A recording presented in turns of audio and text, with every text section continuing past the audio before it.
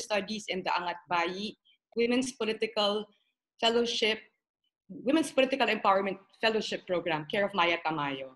Angat Bayi is supported by the Canada Fund for Local Initiatives of the Embassy of Canada. This RTD recognizes the vital roles that LGUs play in mitigating the impacts of the pandemic. We are fortunate to have with us Dr. Raquiza, Dr. Cayton, Dr. Berse, Mayor Luistro Lagman, and Mayor Firmalo-Fabic. I will introduce the first three speakers first before I turn over the screen. I'll start with Maria Victoria Raquiza, or Marivic, is an associate professor of the National College of Public Administration and Governance at the University of the Philippines in Diliman, where she teaches courses on poverty and inequality, social policy, development governance, and the developmental state. She received her MA degree in Development Studies from the Institute of Social Studies, The Hague in the Netherlands, and her PhD degree from the City University of Hong Kong. She's also co-convener of Social Watch Philippines. Dr. Raquiza has written and campaigned on issues related to poverty, social policy, social equity, and governance. She lived and worked with poor farmers to promote a sustainable rural development program when she was with the Philippine Rural Reconstruction Movement, or PRRM, in North Cotabato, Mindanao in the 90s.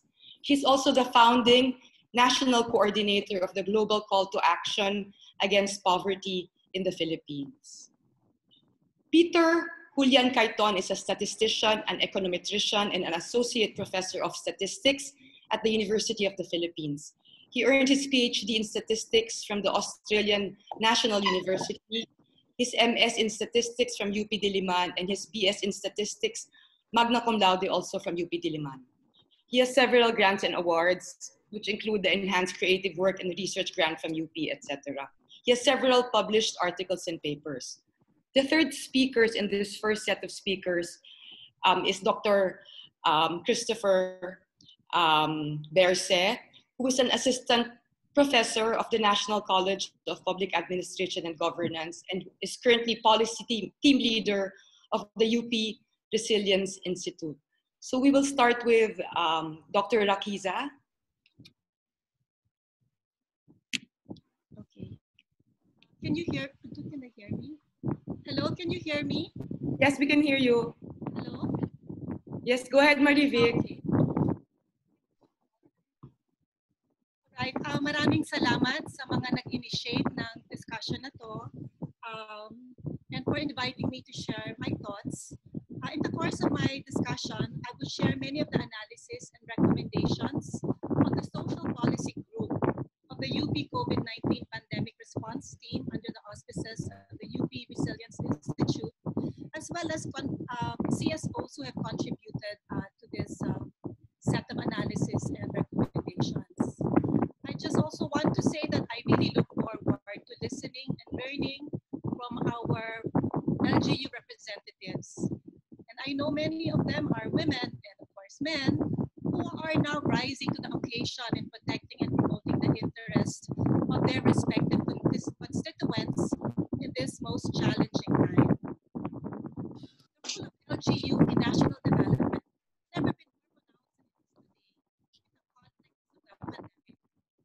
LGUs have had to practically hit the ground running Audio, please. to contain the spread of COVID-19. Hello? Can you hear me? Audio is not good. Audio is not good. Hello? Can you hear me? Yes, Marivic, but loud, please. Baka you can go closer, yeah. Ma'am Marivic, is it possible to turn off the fan? Do you have a fan? Okay, yeah. Yes, I do. We've turned it off. Thank I can you. proceed. All right. So LGUs have had to practically hit the ground running to combat and contain the spread of COVID-19. And we know that the careers of many LCEs, local chief executives, will be assessed in light of how they performed to address the pandemic in their locality. People will remember. In public administration, we talk about the different roles that LGUs play depending on the models and orientation that they take. But with the advent of the pandemic and the resulting crisis, the role of a traditional bureaucratic authority, which emphasizes a strong public sector orientation and which emphasizes the need for LGUs to deliver goods and services, has never been as important as now. Let us look at the Interagency Task Force Resolution number 25, which states the adoption of a national government-enabled, local government unit-led, and people-centered response to the COVID-19. Now, we ask, how ready are LGUs to rise up to the challenge to combat, contain, and prevent the spread of COVID-19 in their respective localities? You know, if you look at the various memorandum, circulars, and directives from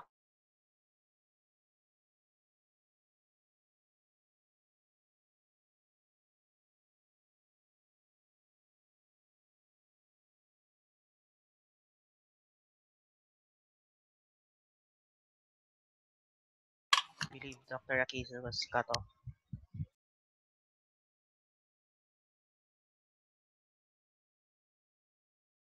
Yes, okay.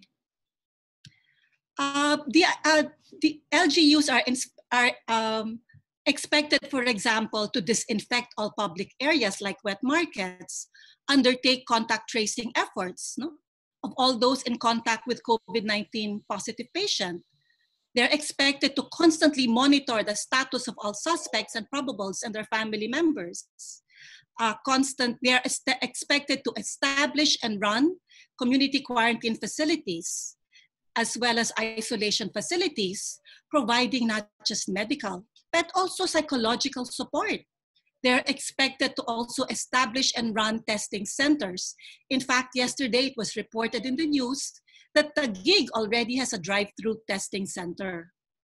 Furthermore, LGUs are also expected, at least their personnel, to conduct testing, no? Conduct swabbing and specimen collection of their constituents to find possible COVID-19 cases, as well as provide regular reports to their officers at the provincial, city, municipal, all the way up, no, levels. So much is expected from our LGUs. And for them to be able to do all this, the assumption is they should have adequate PPEs, no? There is also an assumption that the personnel should be trained with the necessary medical protocols. There is also a need to ensure sufficient funding, support, and resources for all COVID-related activities. Because we also look at the provision of hazard pay as well as additional remuneration for LGU personnel. So the question is, how ready are the LGUs to take the lead in responding to the pandemic? Because, you know, much of the conditions now require strong enforcement capacity. For example, to observe or quarantine rules of the local communities, no? It presupposes high levels of technical competence and administrative capacity. We're talking about setting up and running quarantine and isolation facilities in their areas, for example. So we need to look at human power capacity, workforce ratios to population size, and the like. Now we know that while some LGUs are more ready and equipped to take the lead, others may not be as ready. In fact, some may be struggling. So in other words, we note the uneven and varying capacities and competencies of LGUs in playing the role that the situation is being asked of them.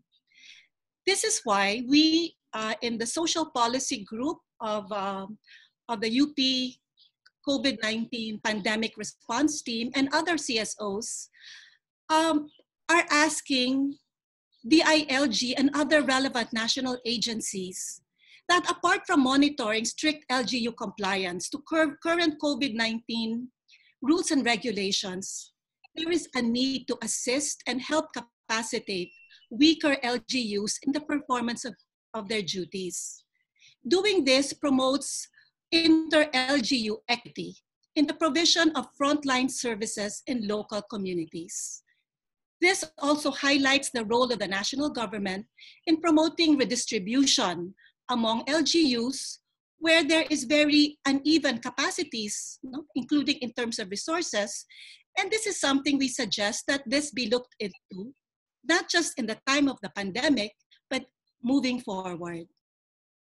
Now, another point that I would like to raise is the important role of LGUs in sustaining the provision of basic necessities, especially through social protection measures.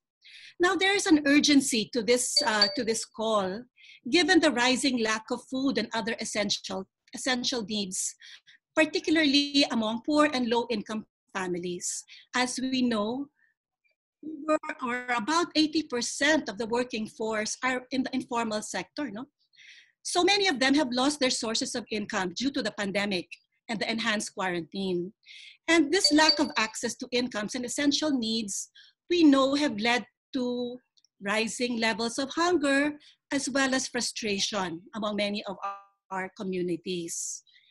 So we also know that LGUs are alert to these conditions and have proactively risen to the occasion by providing, for example, several waves of food packs and other relief goods to their constituents. Another task that LGUs are doing is to assist the SWD with the social amelioration program, going house to house to have the cards filled up, and then later also to distribute the SAP benefits. One of the bigger challenges now facing LGUs and the national government actually is that not everyone in the community will benefit from SAP assistance. And many have observed that many of those who are excluded are also in need of this assistance. And this has worried many local chief executives because this can further deepen already the frustration and social unrest that is already being felt in the local areas. For example, in Valenzuela City, there will be about 60,000 families who will be excluded, or 39% of the total. In Muntinlupa, around 41% of the total number of families will be excluded. In Pasig, around 55%, so more than half, will be excluded. In Quezon City, a little less than half, 48%. So these are just examples of the significant segments of the families who will be excluded. Now, many have observed that this exclusion percentage may be even underreported because the baseline used for the number of families was the 2015 census, which we know needs to be updated. And I know there was a plan to update that this year, but because of the pandemic, the survey for this has been temporarily postponed. So, this has created also a lot of issues for many local chief executives. And the Metro Manila Council, which is the governing body, for example, of the 17 mayors in Metro Manila, have issued a formal resolution questioning this system because it has resulted in significant exclusion of their constituents. In fact, some of them have even suggested to split the cash assistance to cover more families, but this was disallowed by the SWD. Now, there are other issues that they have raised, like the delays that have happened, that will be happening because it will take some time for the validation process, and then issues around transparency and the politicization of aid. Now, these are some of the issues that have been raised and which DILG and DSWD are already also trying to address. So again, we in the social policy group of the pandemic task force, as well as many CSOs, believe that the way really to go now more than ever is to adopt a much more inclusive, universal, rights-based, and life cycle approach to social protection. And now more than ever, it becomes clear why this is important, given the widening and deepening poverty levels and generalized insecurity among our people. We all know that no one is exempt from experiencing all kinds of shocks and risks in our lifetime. Many of us get sick. We encounter accidents. We become unemployed. There is, of course, inevitability of death. We are confronted with pandemics like what we are seeing now. There are droughts, floods. And in the context of all of these shocks and risks, which no one is exempt from, social protection should be made available to everyone as a matter of right and entitlement. It is not a handout or charity. Of course, we realize that there are certain constraints that we have to deal with. This can be financial constraints, administrative constraints, but we feel that for as long as we are clear about our vision of everyone, a universal type of social protection, we can talk about how do we progressively realize this. So progressive realization. And it is in the spirit of progressive realization that we believe that maybe in terms of providing, for example, SAP assistance, we can already include all those living in poor and low-income communities. We can include all members of certain vulnerable groups like persons with disabilities, the elderly, solo parents. We can target the poor families in middle-income neighborhoods. And generally, we can also try as much as possible to provide assistance to those who believe that they need help. Because we think that now is not the time to quibble and fine-tune our criteria of who is more deserving than others. Because we recognize the wide and indiscriminate damage wrought by COVID-19. And so if we believe that as a matter of right, entitlement, everyone deserves support, then we should maybe begin to look at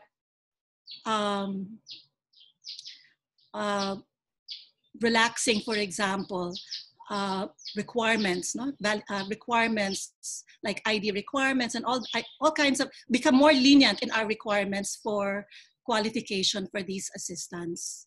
In fact, for many of these groups that I talked about, we may not need a means test or validation process anymore. And by doing so, we are able to expedite the provision of assistance. I think that when we design these kinds of social protection systems, we need to move away from what is called the negative narratives of poverty, where we put the blame of poverty on the individual failings of individuals.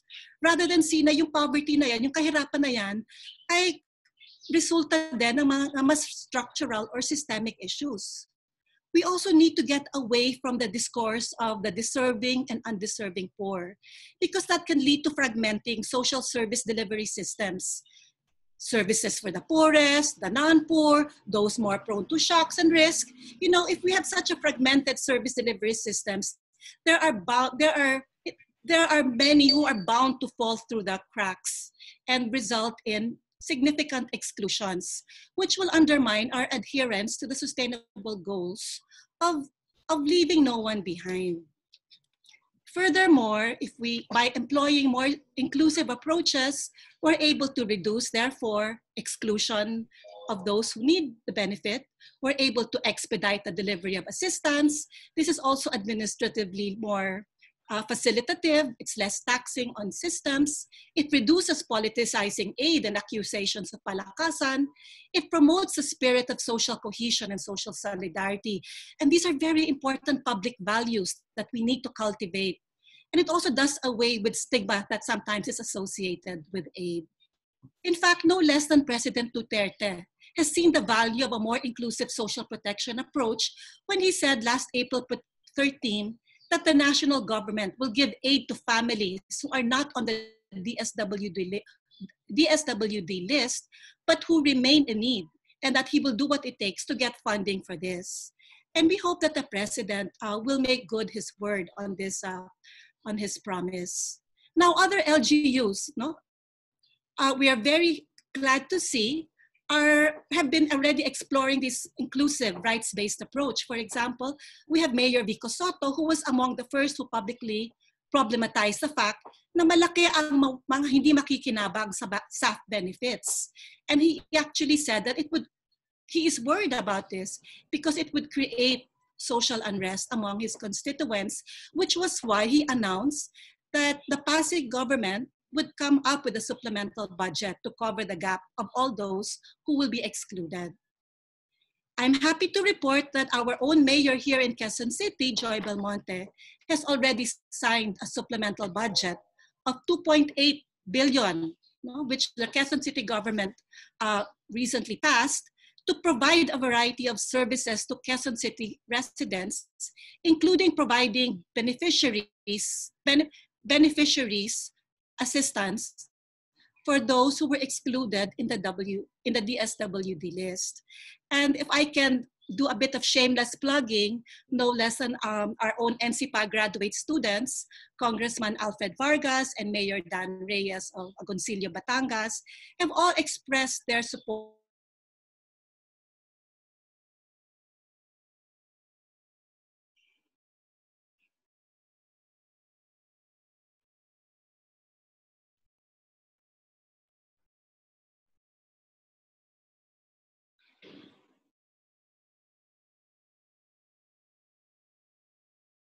Audio, please.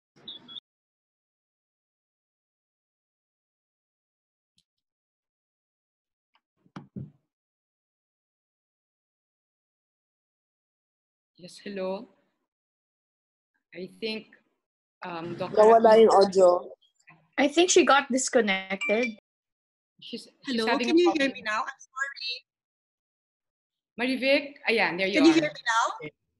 Yes. You disappeared for a while. What part should I continue? Hindi, mabilis lang. Siguro mga wala pang 1 minute. You were mentioning about Okay. the So NCPA graduates, the mayors. Vargas. Okay. Yeah. So I just want to end with the value of yung sinabi sa IATF resolution, that what we also need is a people-centered response to COVID-19. And why is this important? Because studies show that when organizations of the poor and socially excluded are able to influence public policy making, development outcomes tend to be more successful in reducing poverty and inequality. In other words, mas nagiging redistributive. That is why development planning for COVID-19 and beyond, we need to avoid yung mga typical technocratic style of policy making where hindi natin pinapakita sa publiko yung mga policy making na nangyayari, and we limit planning to so-called technical experts. Now more than ever, we need to make sure that those affected by the crisis, informal workers, many of whom are women, farmers, persons with disability, the elderly, children, indigenous peoples, our Muslim brothers and sisters, to name a few, have the ability to influence public policy making, which is precisely why the UP Social Policy Group, together with many CSOs, have called for ensuring citizens' participation at all levels, and having this institutionalized, whether in policy making, in program implementation, and in monitoring and evaluation. Hello? Yes, we can hear you. I'm happy to say that we will be soon releasing our social policy paper on this soon. So, Nathalie, on this note, Dr. Verceles, on this note, I end my presentation. Maraming salamat po. Thank you very much, Dr. Raquiza. And we are anticipating the release of our policy. Now, if we may call Dr. Cayton is here. Yes, hello. I'm here. Okay. Sige, please proceed with your presentation. Hello. Magandang araw po sa inyong lahat. Ako po si Peter Julian Cayton ng UP COVID-19 Pandemic Response Team, and ako po ay bahagi ng One UP NCOV Modeling Group within the UP COVID-19 team. And ipapakita ko po sa inyo kung ano yung mga iba't ibang statistika na isa sa mga minamanage ko within the UP COVID-19 team.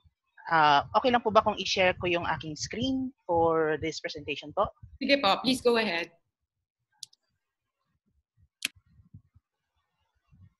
So, ako po yung isa sa mga statistician, mathematicians na humahawak po sa mga tinatawag naming epidemiological metrics.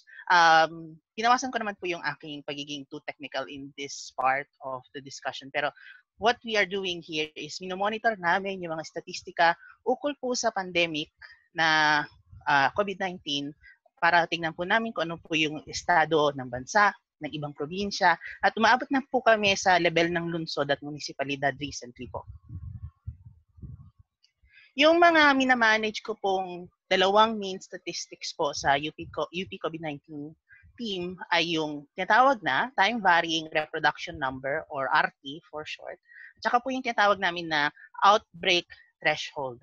Or tapos meron din po kaming ibang statistics, tapos ano po yung parang mga data needs na kailangan po namin para po mas mapalawig at maging mas pino po yung aming pag-analyze, yung pag-monitor sa kung ano po yung sitwasyon ng pandemic sa ating bansa po. So umpisahan ko po muna sa tinatawag na time varying reproduction number. Sikat po kasing numero sa mga epidemiologists yung tinatawag na basic reproduction number. Yung basic reproduction number po, ito po yung typical o average number ng mga pwedeng mahawa ng isang may sakit. So kunwari po sa mga scientificong sa mga scientificong research, ang nasasabi po na typical na reproduction number ng COVID-19 ay tumataas baba sa bilang na 2. Ang ibig sabihin po nito, typically, ang isang may sakit na COVID-19, pwede po silang makahawa ng 2 pang tao. So, yun po yung ibig sabihin nun. Ngunit po kasi, ang R0, ito po ay isang tinatawag na average. Meaning po, titignan na po muna lahat ng may sakit. Titignan kung ilan yung nahawa pa nila, saka malalaman kung ano yung R0. Ngayon po, wala po tayong ganong panahon para gumawa ng mga ganong bagay, pero po meron po kaming ginagamit na pang-monitor na pareho po ang pag-analisa tulad po ng R0 at yun po yung RT. Yung RT po ay yung ilan po yung inaasahang maging bagong infeksyon ng mga nagkasakit na dati. Depende sa kung ano yung alam natin sa kung gaano ka-infectious yung mga nagkasakit at yung epidemya itself. Now, paano po namin ginagamit yung RT? Yung RT po, pag malaki ang halaga sa 1, ibig sabihin po, meron pa ring transmission sa isang community.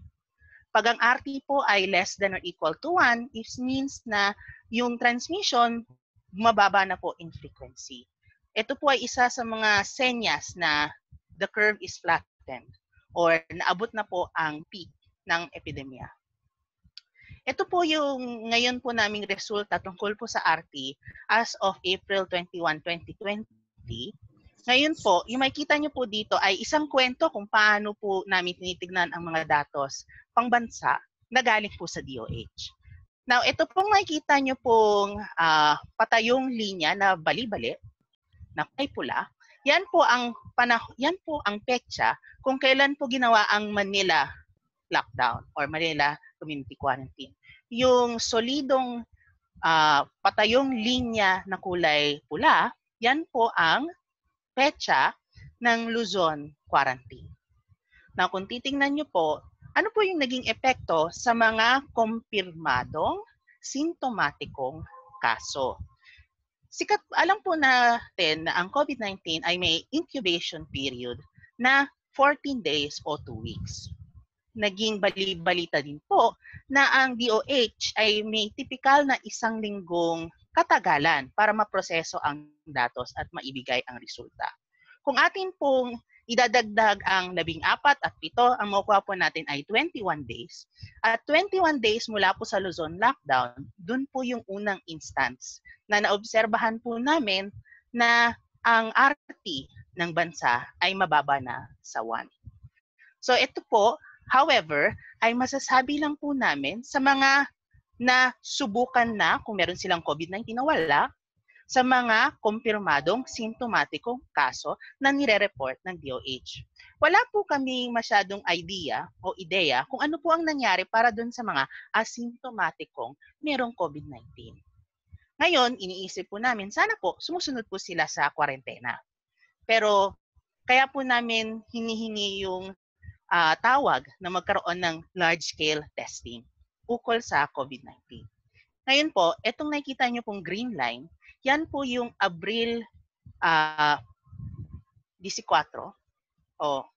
Abril 14, sorry.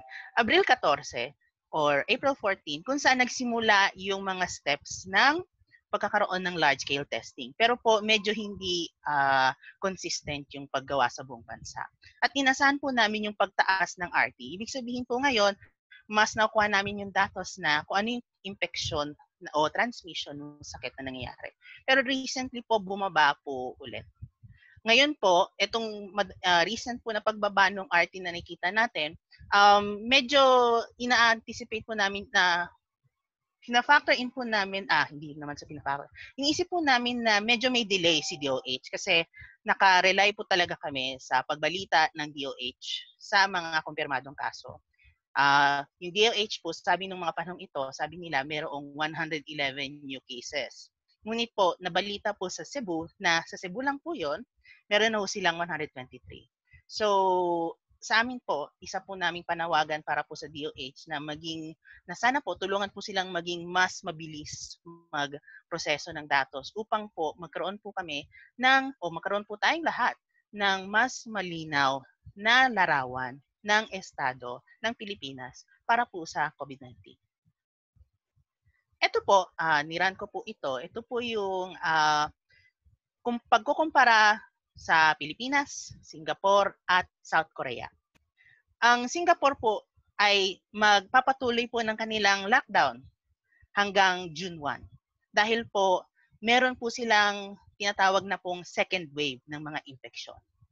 So, ngayon po, magsisimula na po sila ulit. Ipapatagalin pa po nila yung lockdown and batay po sa aming pagtingin sa RT nila, ay mukhang malayo pa po sila.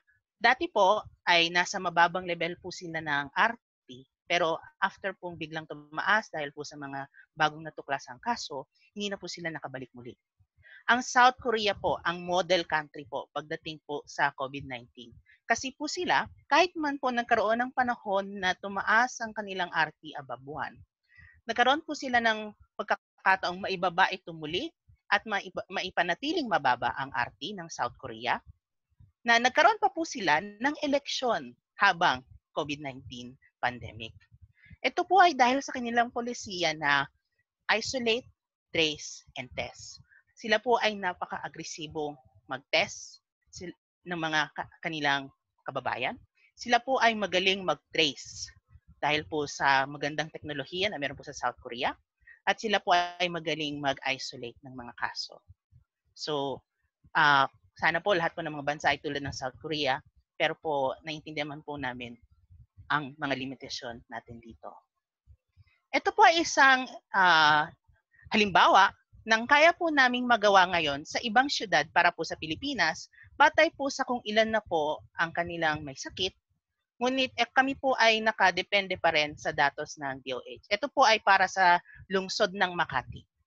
So, batay po sa aming pag-aaral ngayon po sa Abril 22, opo, ang Makati po, ang kanilang RT ay masasabi na po talagang mababa sa 1. So, sa Makati po ay napabagal na po nila ang infeksyon ngayon.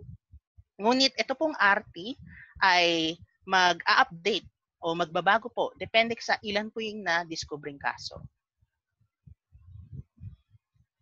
Meron din po kami sa bawat probinsyang kaya naming i-solve yung RT at meron din po kami para sa mga bawat syudad o lungsod o munisipalidad na kaya naming ma-solve ang RT. Tingnan ko po kung pwede ko po kayong pakitaan ng sample.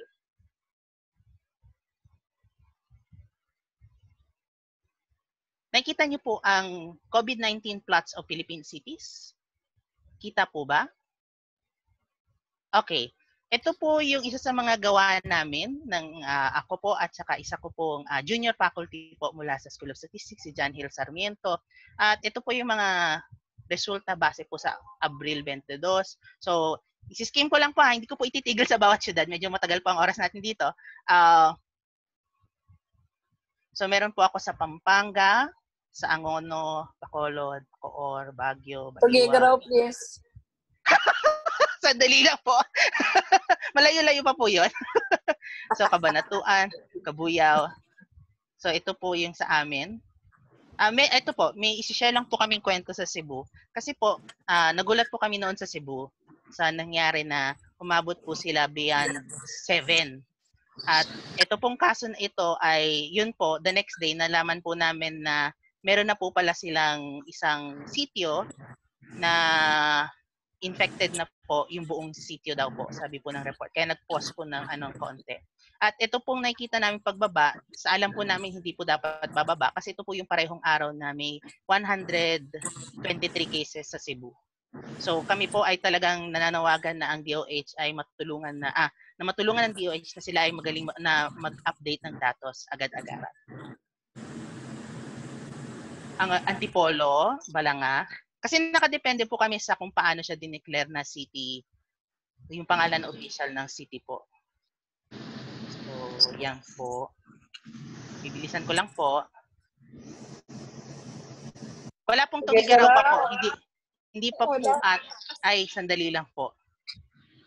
Pero hindi po ako nagsasabi, hindi ko po ititigil agad sa Tugigaraw po. Sandali lang. Available naman po ito sa... Yun, kanina. Yun. Available naman po ito kung may email niyo po yung aming UP COVID-19 response team. Binibiyan ko naman po sila ng kopya lagi-lagi. Okay. At ito naman po yung para po sa mga probinsya. So, sample lang po ito. Cagayan na lang. Oops, Cagayan.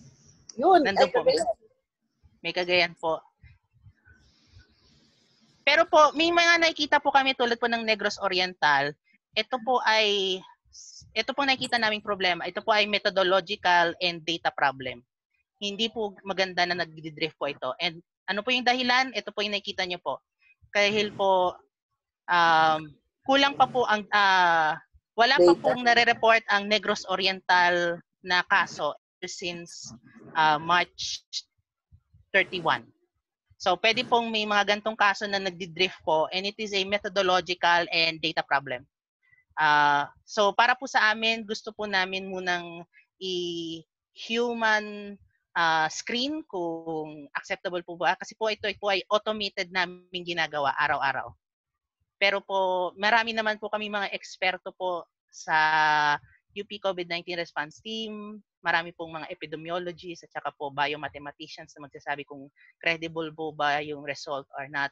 Ito po, ako na po nagsasabi ito po ay typical na methodological and data problem. Dahil po, kung titingnan sa Negros Oriental, ito po yung mga new cases at wala po silang bagong kasong na i-report. So, yun po.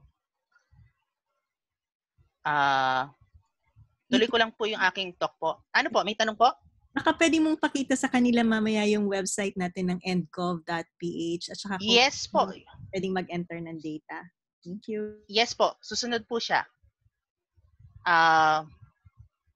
Ngayon po, yung sasabihin ko naman po ay yung outbreak threshold na tinatawag namin. Yung outbreak threshold, in simple terms po, ito po ay yung how many infected individuals, ilan pong mga may sakit sa isang lugar ang kaya pong magpasimula ng isang outbreak given a probability. So, ilan po yung parang number of infected individuals na pwedeng magsimula ng outbreak. Typical po na sinasabi namin, kunwari po ay isang example, kung ang R0 ay 2, tulad po sa COVID-19, may 90% chance na 3 tao lang po sa isang lugar ay kaya pong magpasimula ng isang outbreak. Given po na well-mixing yung population. Ano po yung sabihin namin ng well-mixing? Madali po ang interaction ng bawat tao sa isang lugar. So parang madali pong magkumpul-kumpulan yung mga tao, naghahalo ng interaction.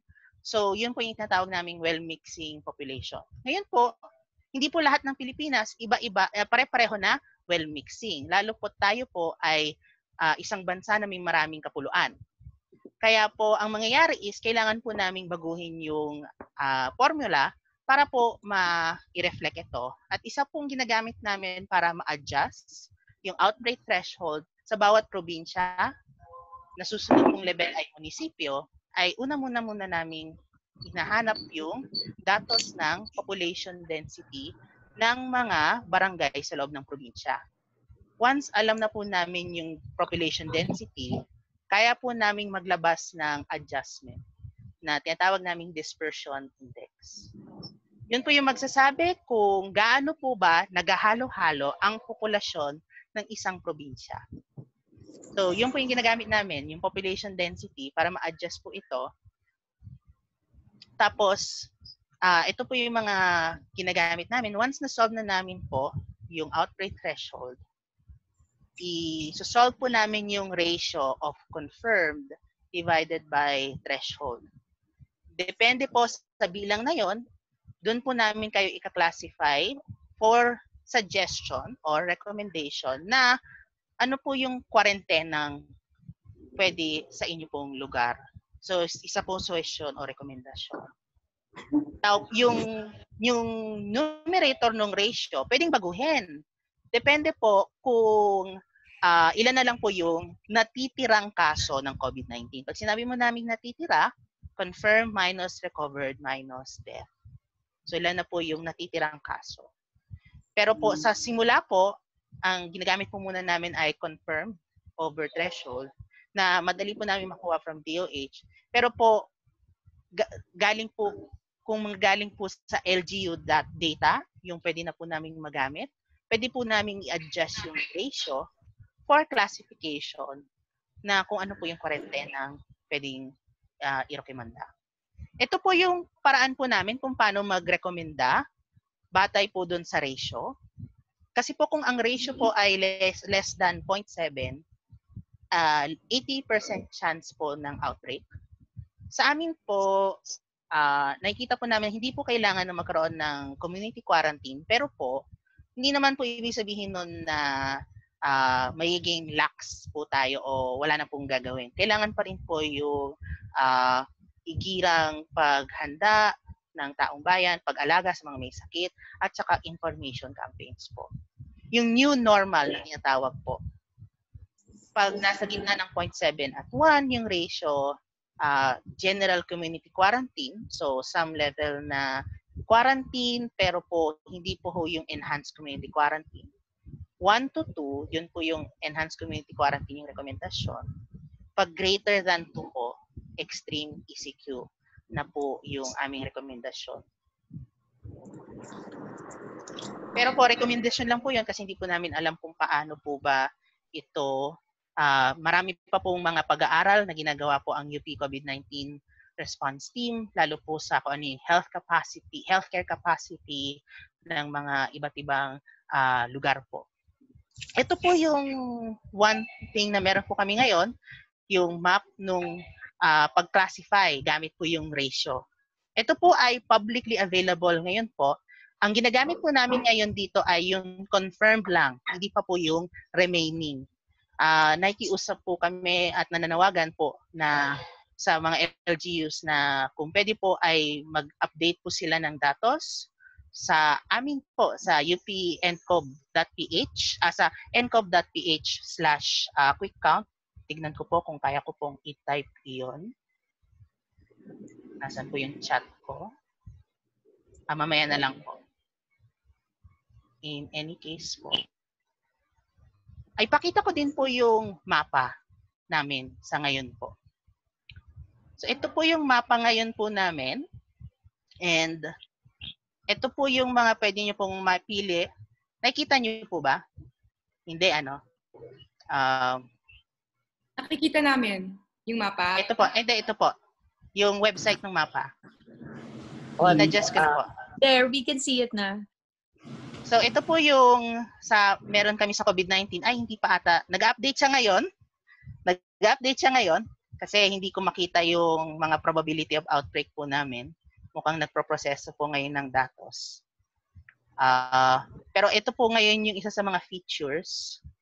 Yung current cases on the municipal level and current case, nag-update nga talaga yung provincial. So ngayon po nag-update po siya, so hindi ko po mapakita na na-solve din po namin yung threshold at the municipal level. Paano po namin ginawa yun? Yung provincial threshold, hinati namin sa bawat munisipyo na kung saan yung hatian ay batay sa kung gaano kalaki ang munisipyo relative sa probinsya. Para po proportional allocation kung tawagin. Kung maliit po yung lugar, edi maliit po yung marireceive nilang threshold from the provincial. Kung malaki po yung lugar, mas malaki po yung makukuha nilang threshold from the provincial threshold. Yun po yung naging paraan namin para po maibaba sa munisipyo. Ilang beses na din po namin sinubukang ibaba sa barangay pero hindi po siya pumapasa sa amin. So, isa pa rin pong struggle yung pagbaba ng level nung kung paano namin ma-solve yung threshold. In any case po, may isa pa po akong ipapakita sa inyo. Balik po ako dun sa presentation ko po. Ano pa po yung iba naming datos na ginagawa? Gumagawa din po kami ng mga graph ng confirmed, recovered, dead, and remaining cases, growth rate at doubling time, case fatality rate, at recovery rate. Pero ito po ay for development po in the local level. Meron na po akong kinakausap kung paano po namin ginagawa yan. Pero ito po yung sample namin sa national level po. So ito po yung national time varying reproduction number na nakita na po natin.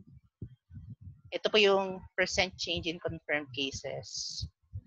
So kung gaano po kabilis lumaki o yung ating mga number of cases. Percent change in deaths. So sa buong bansa, bumabagal naman po yung pagbilis ng pagdami ng mga namamatay. Bumabagal po yung paglaki. Yung recovery po, medyo nalulungkot lang po kami na ngayon ay mukhang pababa na po siya ulit.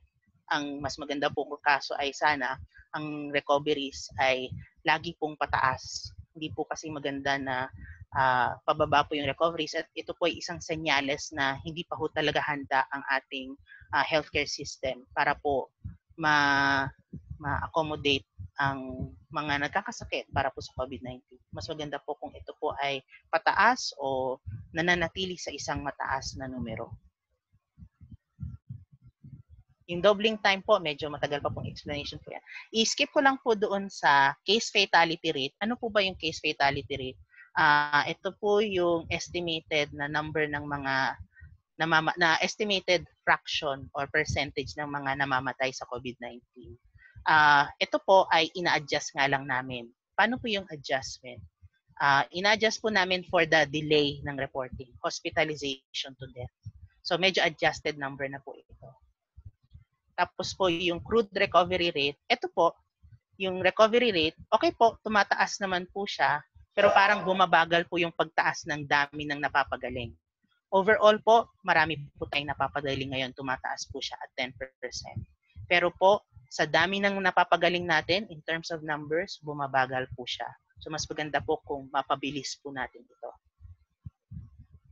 Ito po ay nasa-solve namin sa national at sinusubukan po namin kung kayang gawin for the regional, provincial, or city level po. Isa po siya in development right now po sa amin. Ngayon po, ano po yung mga kailangan namin pong datos po sa ganito pong paggawa ng mga statistika na pang-monitor ng estado ng COVID-19? Ito po yung nandun po sa ncov.ph/quick-count na hinihingi pong datos po doon. Yung number of confirmed cases, exposed cases, suspected, probable, recovered, tested, deaths. Tapos po, yung iba pong mga kailangan lang po namin para malaman ko yung validity ng datos kung saan po sila galing. Saan po ba namin ginagamit ito? Yung confirmed, nakikita po namin siya, magagamit po namin siya ora mismo sa pag-determine ng outbreak risk through the outbreak threshold. Yung exposed, suspected, probable, titingnan namin po siya kung paano namin siya magagamit sa datos, lalo na po pagdating sa pag-adjust nung numerator with the outbreak threshold. Kasi po, more often than not, once exposed, suspected, or probable, may chance na po silang maging confirmed. So kung pwede po kami maging proactive sa pwedeng mangyari pong ganon, maganda po sana yun. Yun din po yung purpose na malaman kung ilan po yung tested individuals as well. At least po, sa kung saan po ako nanggagaling sa statistika, titignan po namin, pag-aaralan namin kung paano namin siya magagamit para po mas maging detalyado kung paano po namin ma-analisa ang estado ng COVID-19 sa iba't ibang lugar. So, yun lang po. Maraming salamat po. Okay, so maraming salamat kay Dr. Cayton sa iyong very detailed na presentation. Para sa mga gustong magtanong, hindi naman mawawala si Dr. Cayton, pwede naman po nating ipagpaliban hanggang pagkatapos po mag-present lahat ng ating speakers. Ngayon po ay tatawagan naman natin si Dr. Kristoffer Berse. Chris, are you there? Chris, can you take the screen? Okay.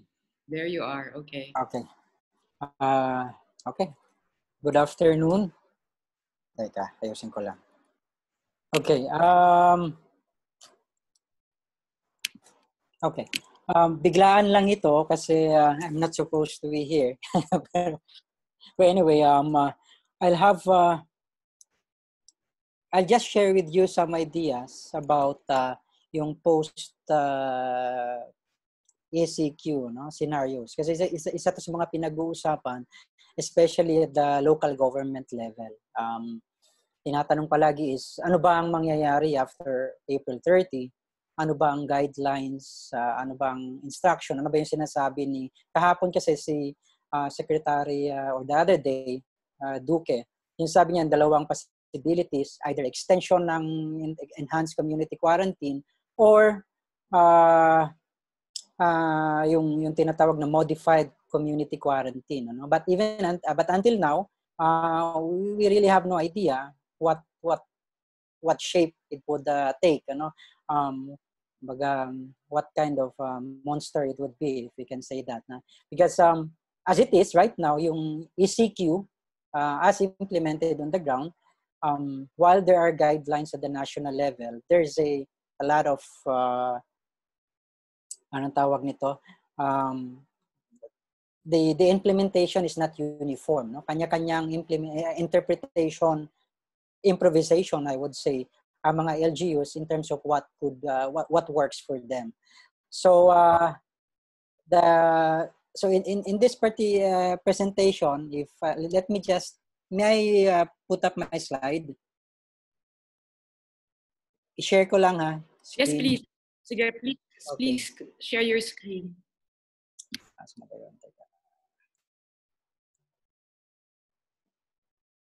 Okay.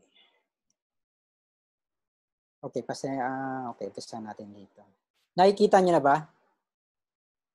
Okay, so this is a framework that before I proceed, I'm from the UP Resilience Institute and also with the UP National College of Public Administration and Governance. Part din ako nung pandemic response team where most of us are all of the speakers, sila Marivic, sila Peter are part of. So ang focus ko really is yun nga, post April 30, what will happen. And this is what I'm gonna show is part of a presentation that I already made for the local government academy. Because I'm also advising them in terms of how to support the LGUs in terms of moving forward post ECQ. Now, let me just start off with this slide, and you can see that we can look at where we are now in terms of yung 3 phases na interlinked actually. You have the response phase, the transition phase, and the recovery phase. The transition phase, the response phase, essentially we're now. Meron niyang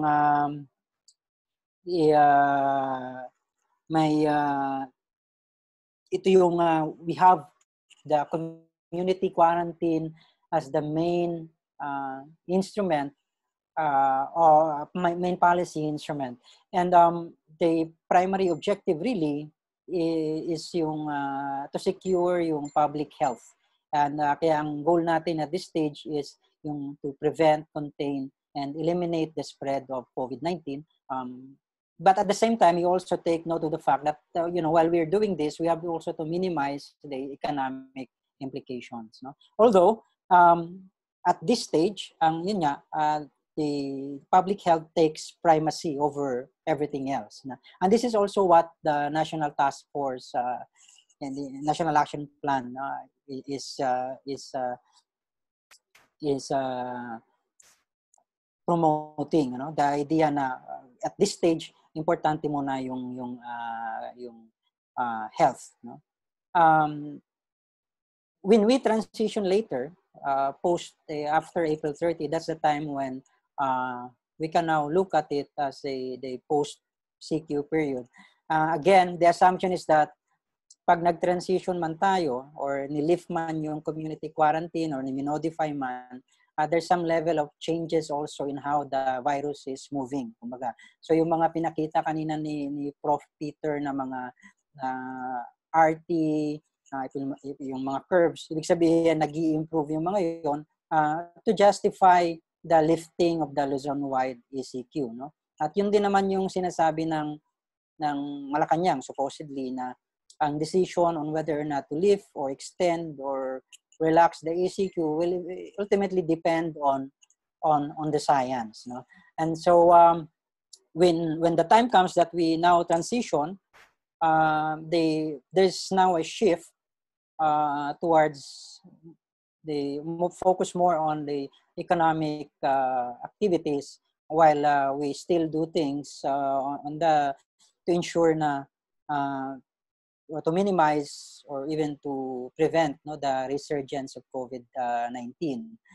And then once we're finally clear, halimbawa, let's say after 18 months, for example, dun sa study, halimbawa sa paper ng UP School of Economics, ang pinaka-framework nila is that we can only start recovery, planning for long-term recovery once na meron na talagang once we're out of the woods, meron na talagang vaccine, and that can only happen the earliest maybe 18 months from now. But then again, the point is we're gonna be moving, if we're gonna move towards recovery phase, ito na yung we need to confront mga long-term structural changes under a new normal in the way we work and the way we teach or handle changes in the education sector and so on. Ang kaibahan lang kasi nitong pandemic is that unlike a traditional disaster, when I say traditional, we're talking about natural hazards-induced disasters like typhoons, it can come, meron siyang resurgent aspect, di ba? So, kahit na sabihin natin na posibleng nasa recovery phase na tayo, let's say, or a certain municipality might be recovering na, but then again, all of a sudden, it can easily fall back into the response phase the moment na meron uling cases na lumusot, no? At ang sabi nga ng mga nila, normally ang mga pandemic na ganito, it can last up to 2 years. And yung waves in between, may variation din. Sometimes 3 months and so on. So magkakaiba yung depending on the level of interventions on the ground. And it also depends on kung paano tayo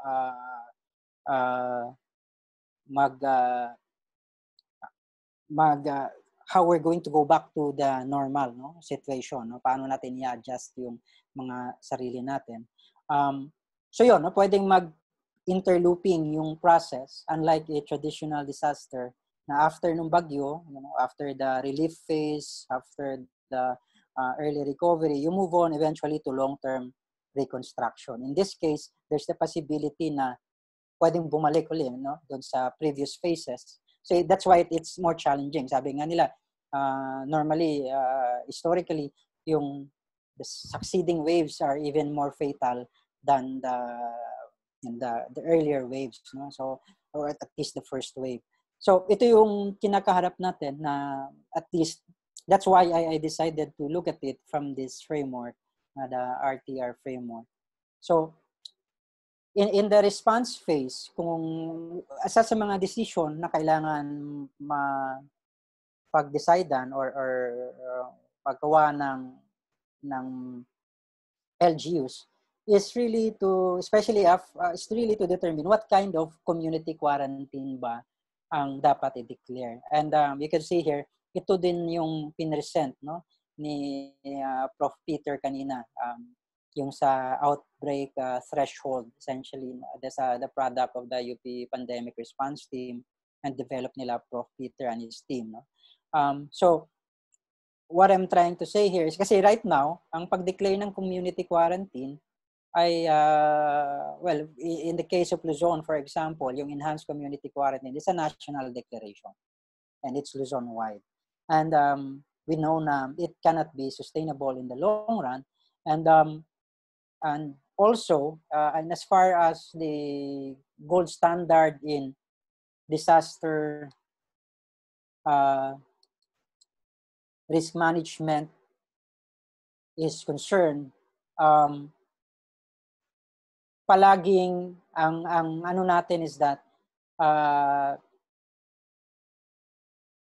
hindi the ones that should be on the front line are the ones who are closest to the disaster. Ito yung principle of subsidiarity, di ba?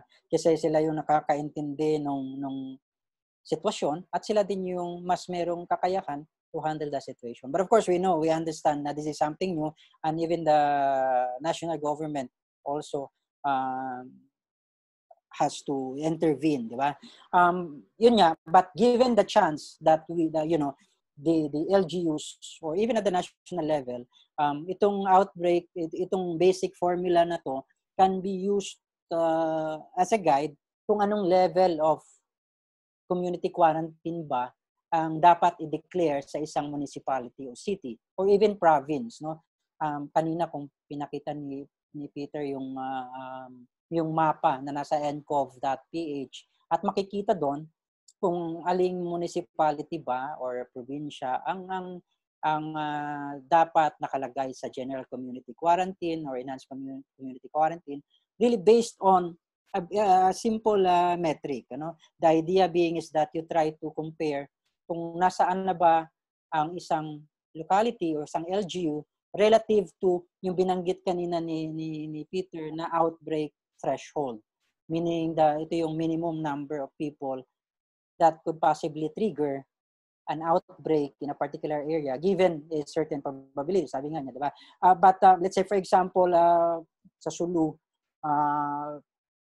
I'm not sure kung na-update, but doon sa initial computations nila Prof.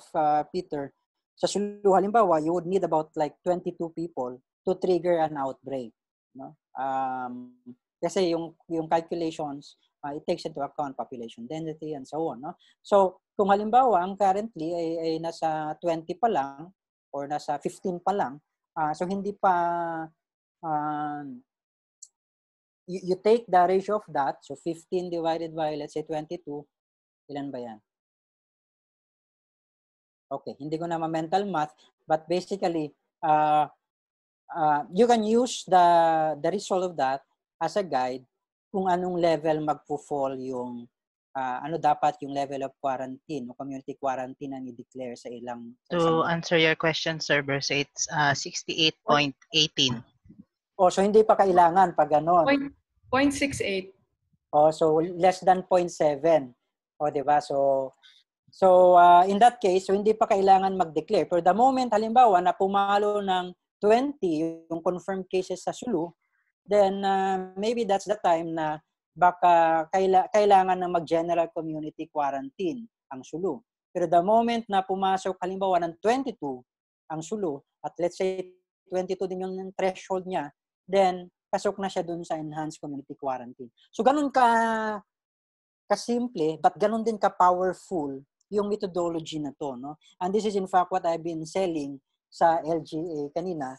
Kasi right now, ang thinking kasi ng IATF, they have a different way of, well, for one, different din yung ideas about quarantine, and different din yung determination kung anong level ba ng talking about zones and something. So anong level, may mga ibang differences. But in this case, itong methodology na to, it doesn't only take into account cases.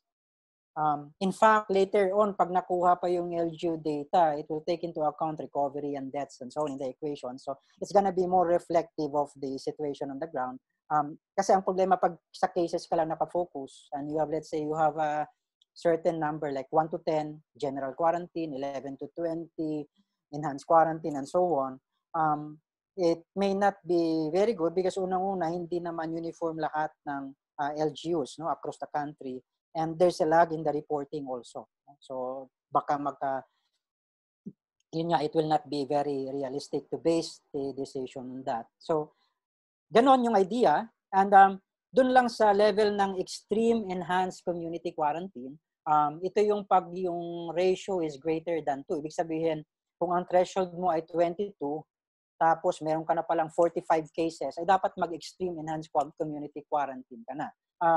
In this particular situation, sometimes we have not seen this implemented right now. No? May mga nag-declare ng extreme enhanced community quarantine at the barangay level or even at the CTO level. Like, halimbawa, yung sa case ng Cebu yata, di ba? Parang sabi nila, total lockdown sila. But then again, right now, wala talagang, may kanya-kanyang basihan. No? Yung iba-ibang LGUs, they have different bases for declaring kung ano ba yung extreme. Yung iba, ang alam ko sa Negros Occidental, the basis is extreme na pag may 2 confirmed cases sa isang barangay or 2 PUI sa isang barangay or 5 PUM. But then again, this was before na merong pang nomenclature for PUI and PUM.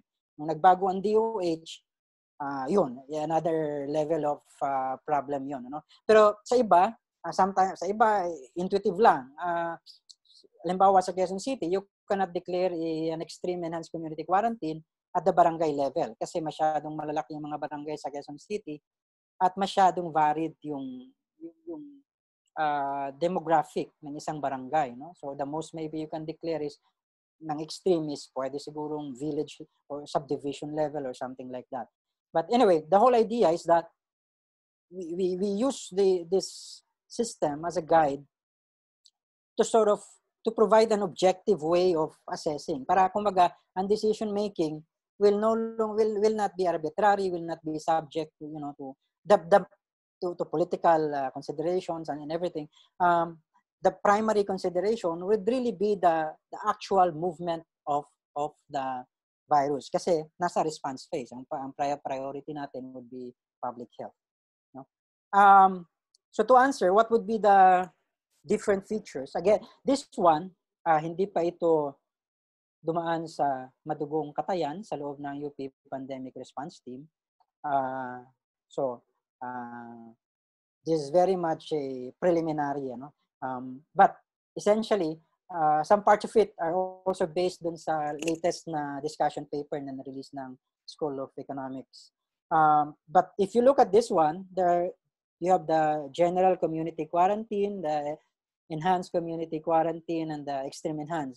So just to give you some idea, let's say, for example, when it comes to public transportation, under in normal times, or yung no community quarantine necessary, not necessarily normal, but pwedeng i-allow yung full public transportation, maybe with proper, physical distancing and so on.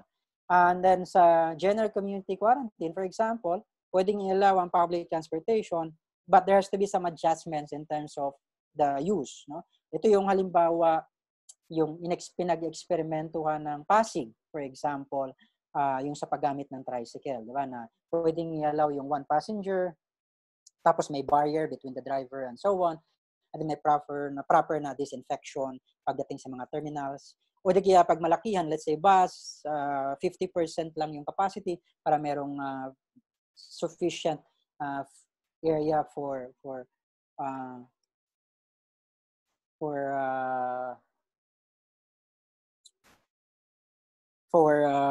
distancing, no? And then sa enhanced community, ito na yun na like what we have now, public transportation would be completely disallowed, and in its place, government should provide the means for people to move from one place to another, especially for frontliners. I mean, when I say frontliners, I'm not just referring to medical or healthcare personnel. Ano? Kasi yung isang issue ngayon is that may mga provided nga na public transportation, but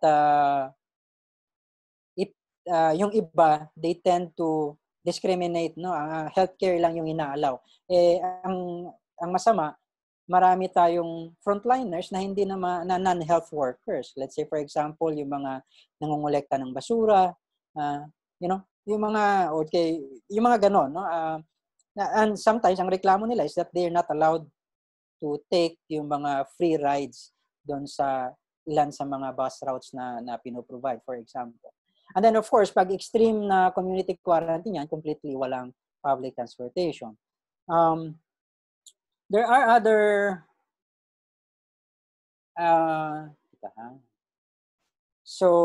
other areas, halimbawa yung sa schools, hindi ko na isa-isahin, sa masks, yung sa non-essential travel, for example, so graduated din yan. Let's say at extreme conditions, there's complete prohibition of movement, meaning there's total lockdown, walang pwedeng lumabas, walang pwedeng pumasok. Parang ganyan yung idea. So lahat ng pangangailangan ihahatid sa area or sa LGU, for example. Ang alam ko for some time, ang Baguio, halimbawa, bawal lang lahat ng mga residente nila, I think even until now, no? Bawal na nasa labas ngayon, bawal pang pumalik. At yung mga na-residente na nasa loob, ay bawal pang lumabas. Something like that. No? At the community level, yun, may mga ganong restrictions din. Now, at the ECQ, yun, heavily restricted yung movement. Then this is what we have. We have the checkpoint, we have the curfew, and then we have the quarantine pass. Now, dun sa mas general na community quarantine, then we can now have pwede nang tanggalin yung quarantine pass. Now, there's more or less a relatively freer movement ng mga tao for non-essential. Now, ito yung sa economic sector, the fourth row, this is where there's a lot of questions. No? And in fact, there's really no, no hard and fast rule when it comes to, okay, alam ba talagang sektor ang i-activate natin? No? In this particular presentation, I adapted yung ginawa ng UP School of Economics, yung kanilang discussion paper na nilabas, I think, last night or the other day, where they identified 4 clusters, no? 4 sectors, yung A, B, C, D. No? Depending on, meron silang ginawa na 2x2 matrix, yung A, B, C, D, so on one hand, they look for groups that have low or high importance to, sustaining the economy within 18 months. And then on the other hand, there's also the consideration for the potential for those sectors to actually spread the virus, no? Yung level of so based on that, pwedeng gamitin yon to sort of come up with a mechanism to identify kung ano ba yung mga sector na pwedeng i-activate at every stage, no? But before I go into that, let me just show you, no? Ito yung ginawa ng UP School of Economics. So, doon sa meron silang low economic importance and low contribution to the spread of the virus, yung tinatawag na low-risk spreaders. Ito yung mga agriculture workers, family subsistence agriculture workers, mababa yung interaction, and in terms of sustainability within the next 8 months, yung kanilang relative importance ay nandito sa level ng low. No? As compared, halimbawa sa yung cluster number B, letter B, meron workers in food and agricultural production, banking, finance, institutions, telecommunications, BPOs. Ito yung high yung importance, and pero low lang yung risk niya. Kasi yung in terms of hindi ganun ka-intensive yung needed interaction between the workers here and the public. No? As compared to halimbawa sa letter yung sa group D, high interaction, high importance, and high risk. No? Workers sa transportation, food distribution, private security, public works, and so on. high risk sila because they interact with the people closely and intensively, and at the same time mataas din yung importance nila, no, economically. And then merong low importance pero high risk, dito na pumapasok yung mga malls, mga theaters, bars, resorts, casinos, hotels even maybe, and then the schools, no. Dito yung mga schools, importante ito kasi alam ko this has been a sticky issue or a media issue, no, recently. In preliminary studies na ginawa ng team na UP Pandemic Response Team through the modeling groups sa UPLB, lumalabas na yun nga, malaki ang contribution ng school-going age group, no, when it comes to spreading the virus, no. Malaki yung probability nila, yung potential nila. And this was actually not just in the case of the Philippines. Another study outside the country has the same findings na yun nga, potential na super spreader yung mga schools, no. But then yan, in terms of yung kanilang nasa low category yung kanilang relative economic importance. So given all of these four clusters, pwede itong gawing basihan to gradually to phase in yung pag-operate ng mga sector. Again, this is really just an idea. Under extreme ECQ, of course, lahat ng sectors 0% yan, no activity, no. And then sa ECQ, pwedeng i-relax 100% yung sa agriculture workers, given that low naman yung contribution nila to spread the virus, yung interaction, no, with people. And then yung cluster B and D, ito yung nasa bangko, telecoms, BPOs, and at the same time yung mga yung D na nasa transportation, logistics, retail services, and so on, pwedeng 50%. Meaning, when I say 50%, skeleton workforce, kumbaga, no? Basically like what we have now, no? Pero definitely yung C, yung schools, yung malls, yung mga casinos, dapat completely non-operational siya at this stage. Ngayon, under general quarantine, community quarantine phase or level, pwedeng i-relax na yung grupo ng mga malls, casinos, no? Pwedeng magkaroon ng mga physical distancing measures and so on. And then yung ABD groups, pwede na 100%, no? And then of course, pag walang CQ, pwede na 100% lahat. But then again, in all these phases, dapat, ito na yung tinasabi natin na new normal, no? Kahit wala ng community quarantine, dapat tuloy pa rin yung basic safety measures. Hand washing, yung mga disinfection sa mga lugar, pagsusuot ng masks. Tapos dapat in certain sectors, dapat may proposal din dun sa discussion paper ng Econ, yung random testing, no?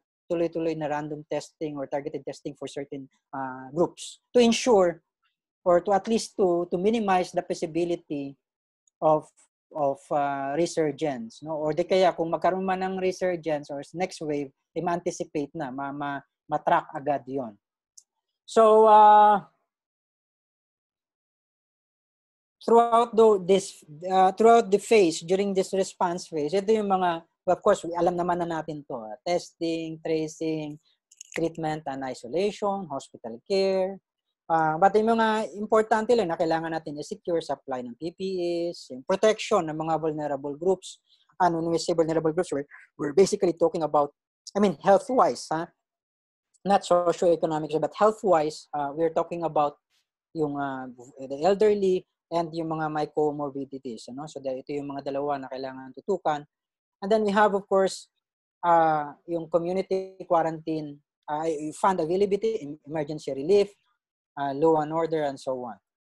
Now, the other question is, when we transition now to how do we move from the different levels of quarantine? And this is what we're proposing, or I'm proposing, is really just a simplified process. Na, okay, after 2 weeks, walang confirmed cases, then you move on to the lower level, and so on. No? The primary consideration, again, is public health. Kaya case yung concentration.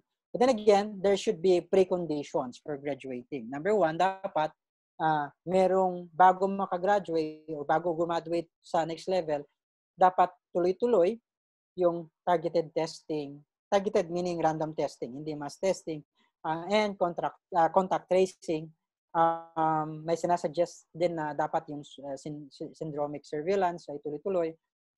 Dapat na secure na rin yung local healthcare capacity. Dapat alam na ng LGU alin yung mga beds at its disposal, ventilators, manpower, doctors, nurses, and so on, na nakakailanganin niya in case magkaroon ng resurgence. And of course, andyan yung pinaka-core niyan, yung contingency plan, no? Or even an action plan in case bumalik uli ang si COVID in the area. So all of this dapat present bago pwedeng payagan na mag-relax into a lower level of community quarantine ang isang municipality or city.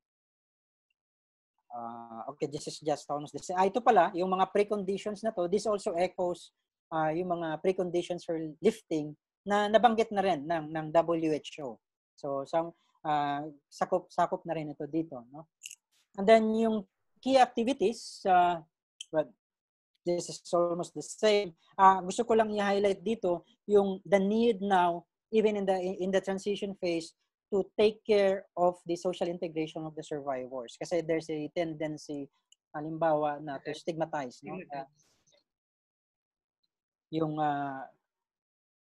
mga survivors. And lastly, sa recovery phase, this is, let's say na-clear ka na dito, no? Nasa CQ level ka na, and after, let's say, 2 weeks, wala na, then you now go towards the recovery. And recovery, right now, we don't really have a framework for post-disaster, for pandemic, no, post-pandemic rehabilitation and recovery, especially at the local level.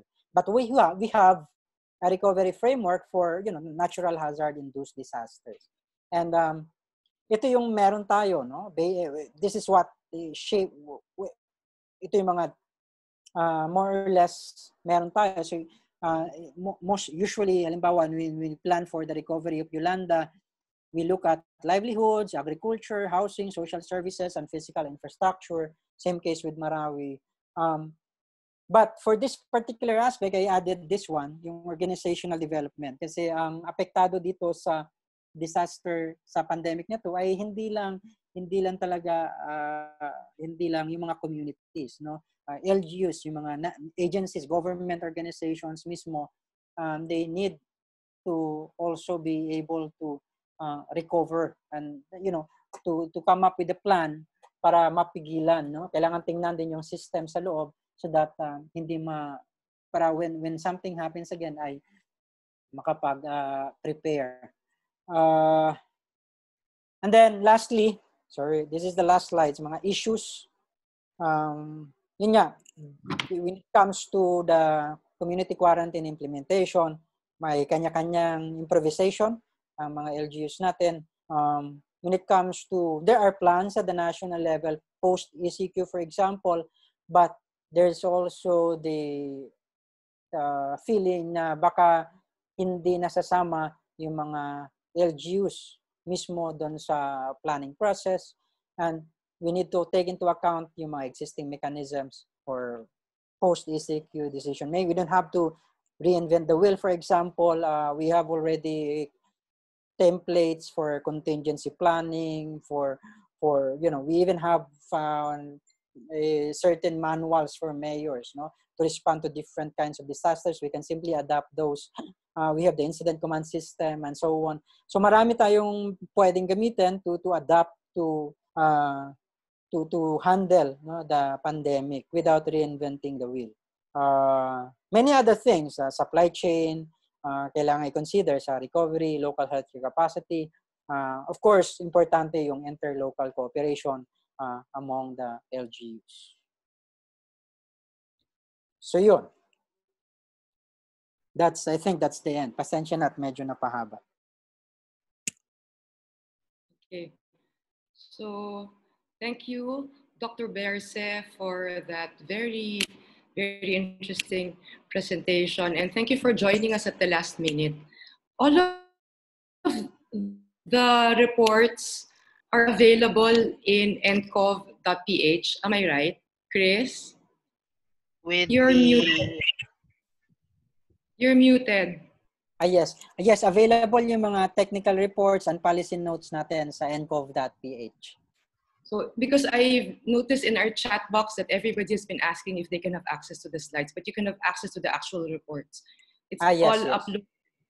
All of the reports are uploaded at the ncov.ph website. So we really commend the UP COVID-19 pandemic response team for such outstanding work.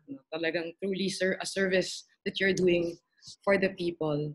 Okay, so now we will move to the next set of speakers. I know that we're supposed to end at 3:30 and we're just halfway through, so I hope that people will stay around until the end. Okay, so our next two speakers are LGU officials who are part of our Angat Bayi Women's Empowerment Political Empowerment Fellowship Program. They have both been very proactive in meeting the challenges posed by the COVID-19 pandemic. I'll start with Mayor Krisel Lagman-Luistro, who is the first elected woman mayor of Tabaco City in Albay. She is the eldest child of Representative Edsel Lagman of the 1st District of Albay and Maria Shelo Berse Lagman. Before being elected as the city mayor of Tabaco, Mayor Krisel served as representative of the 1st District of Albay for 2 consecutive terms and as member of the Sangguniang Bayan and the Albay Sangguniang Panlalawigan. She was also director of the National Liga ng mga Barangay. Mayor Krisel has been cited for her outstanding performance as a neophyte Solon and for pushing for gender-responsive legislation. A pro-poor public health practitioner and an indefatigable public servant, Mayor Krisel exhibits fellowship by recognizing that her constituents come from different sectors and classes and have distinct needs. Thus, solutions to complex problems must take all of these into consideration. Our next mayor is Mayor Trina Firmalo-Fabic from Odiongan, Romblon. As a woman leader, she ensures that her programs are not limited to infrastructure and cover health, social services, education, and livelihood. Her programs support women, LGBTQI individuals, persons with disabilities, and other marginalized groups. She actively promotes anti-VAUSI initiatives and supports the Women and Children Protection Desk of the PNP and barangays. Mayor Trina pushes for transparency, active citizenship, and gender-responsive and inclusive governance. One of her reforms includes a merit-based promotion system for employees and a feedback mechanism for constituents. Meron siyang i-text mo kay Mayor. She institutionalized a raffle system for vacant spots in the public market and food courts so that everyone has a fair chance and there is no palakasan system. Mayor Trina has a BA in Sociology degree magna cum laude from the University of the Philippines. She also has a master's degree in public affairs from Princeton University in the United States. So we'll start with Mayor Lagman-Luistro,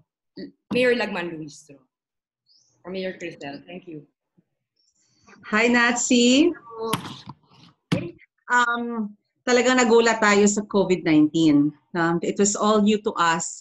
Akala natin it's just business as usual, but for mayors, we have transformed overnight into crisis managers, and decisions have to be made real fast, and we have to adjust and adapt to the changing guidelines and changing protocols. So ang number one para sa akin na napakahalaga is to share the responsibility with other people. And I think very basic is that they will get the same information that we get. So dapat talaga informed ang citizenry so that they can make decisions, no? And also understand government and why government is doing what it's doing. So number one is informed citizenry. So ang napakahalaga talaga is for you to communicate in a layman's terms a very new idea, no, that this virus na hindi natin nakikita can actually really turn things around, no, and change our lives. ang hirap ng enhanced community quarantine sa isang lugar na hindi pa namin nararamdaman kung anong epekto ng virus. So hindi naman natin kailangang maramdaman ng virus para maintindihan natin ang kahalagahan kung bakit kailangan natin talaga sumunod sa mga sinasabi ng gobyerno. So kailangan talaga ipapaalam nyo sa kanila. So yung television pa rin po is very effective as a means of communication. Here in the province of Albay and in Tabaco City, a fourth-class city sa foothills ng Mayon Volcano, and napakahalaga pa rin po ng radyo sa amin. So you use all forms of communication, especially social media, because everyone has access to cell phones. Ang number 2 na napakahalaga para sa akin is to collaborate with other LGUs, lalong-lalo na yung mga katabi namin. Kung magagawa ka ng community quarantine pass at hindi ito well coordinated sa ibang mga LGUs, lalong-lalo na sa mga LGUs na pumupunta, for instance, sa public markets namin sa Tabaco. Kasi ang first district, ang pinaka-center is Tabaco. So magkakaroon po ng problema. So kailangan talaga isa lang ang aming system of issuing the same kind of quarantine passes. Maging merchant's pass yan, vehicle pass yan, special pass, emergency pass, dapat pare-pareho. And ang kagandahan po sa amin, meron kaming area development team or ADT1. And ako naman po yung chairman ngayon. So nagpapalit-palit po to every term. So ako po yung na-tiyempohan na chairman ngayon. So lagi po kami nagpapatawag. Meron po kaming group chat and lahat po well communicated with each other. Para po mas maganda at mas pag time kasi ng crisis, lahat nagpapanik. At pag hindi pare-pareho ang implementation, mas lalong nagpapanik ang tao. So napakahalaga po na at least doon sa level na yon, ma-manage natin yung tao. No? Naging mas madali. Sinasabi ko mas madali kasi hanggang ngayon po talagang mahirap pa rin. Ang pag-implement namin ng social amelioration program, for instance, ng DSWD, kasi dati na kaming merong system na tina-target talaga yung mga poor households and families. Ito po yung CBMS o yung Community-Based Monitoring System na matagal na po namin ginagamit since 2008. And every 2 years, meron kaming census. And ginagamit po talaga namin yung aming data for planning, for implementing our priority programs, for targeting special groups. Kaya alam po nila na ang CBMS. So we use CBMS because hindi nga pare-pareho po tayo affected, pero yung level ng pagiging affected natin ay hindi pare-pareho. So may mga sektor na nangangailangan. Like for instance, yung aming padyak. We have the most number of padyaks all over the Philippines. We always say that we are the padyak capital of the Philippines with 2,600 padyaks. No? And so, ang means of livelihood ng karamihan sa amin would be magpapadyak.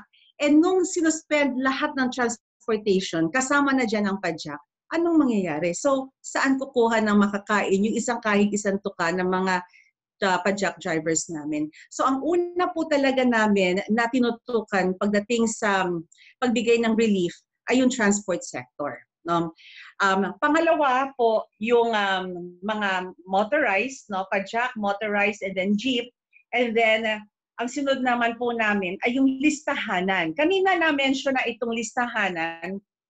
And totoo, na 2015 po ang data na to. Pero ginamit pa rin po namin kasi palagay namin po, matatarget pa rin yung mga poor families dito. So we used the listahanan, but we also adjusted it by including yung mga na-capture ng CBMS 2018. Again, hindi po siya 100% na makakapture yung poor. Kaya may leeway po kami para sa ating mga barangay leaders to identify kung sino yung na-miss out namin. Pagdating naman sa social amelioration program, ang number of families namin sa Tabaco is 38,000. Ang binigay lang na quota sa amin is 17,412. So the problem is how can you now target and how can you now give each barangay a quota? You cannot evenly divide all the number na 17,000 equally to all the 47 barangays of Tabaco. So kailangan talaga meron kang pamamaraan. And CDMS, yun ay nagkaroon ng napakalaking papel dahil nga walang politika ito. No, the census was done 2 years ago. So walang politika at yun ang gagamitin natin.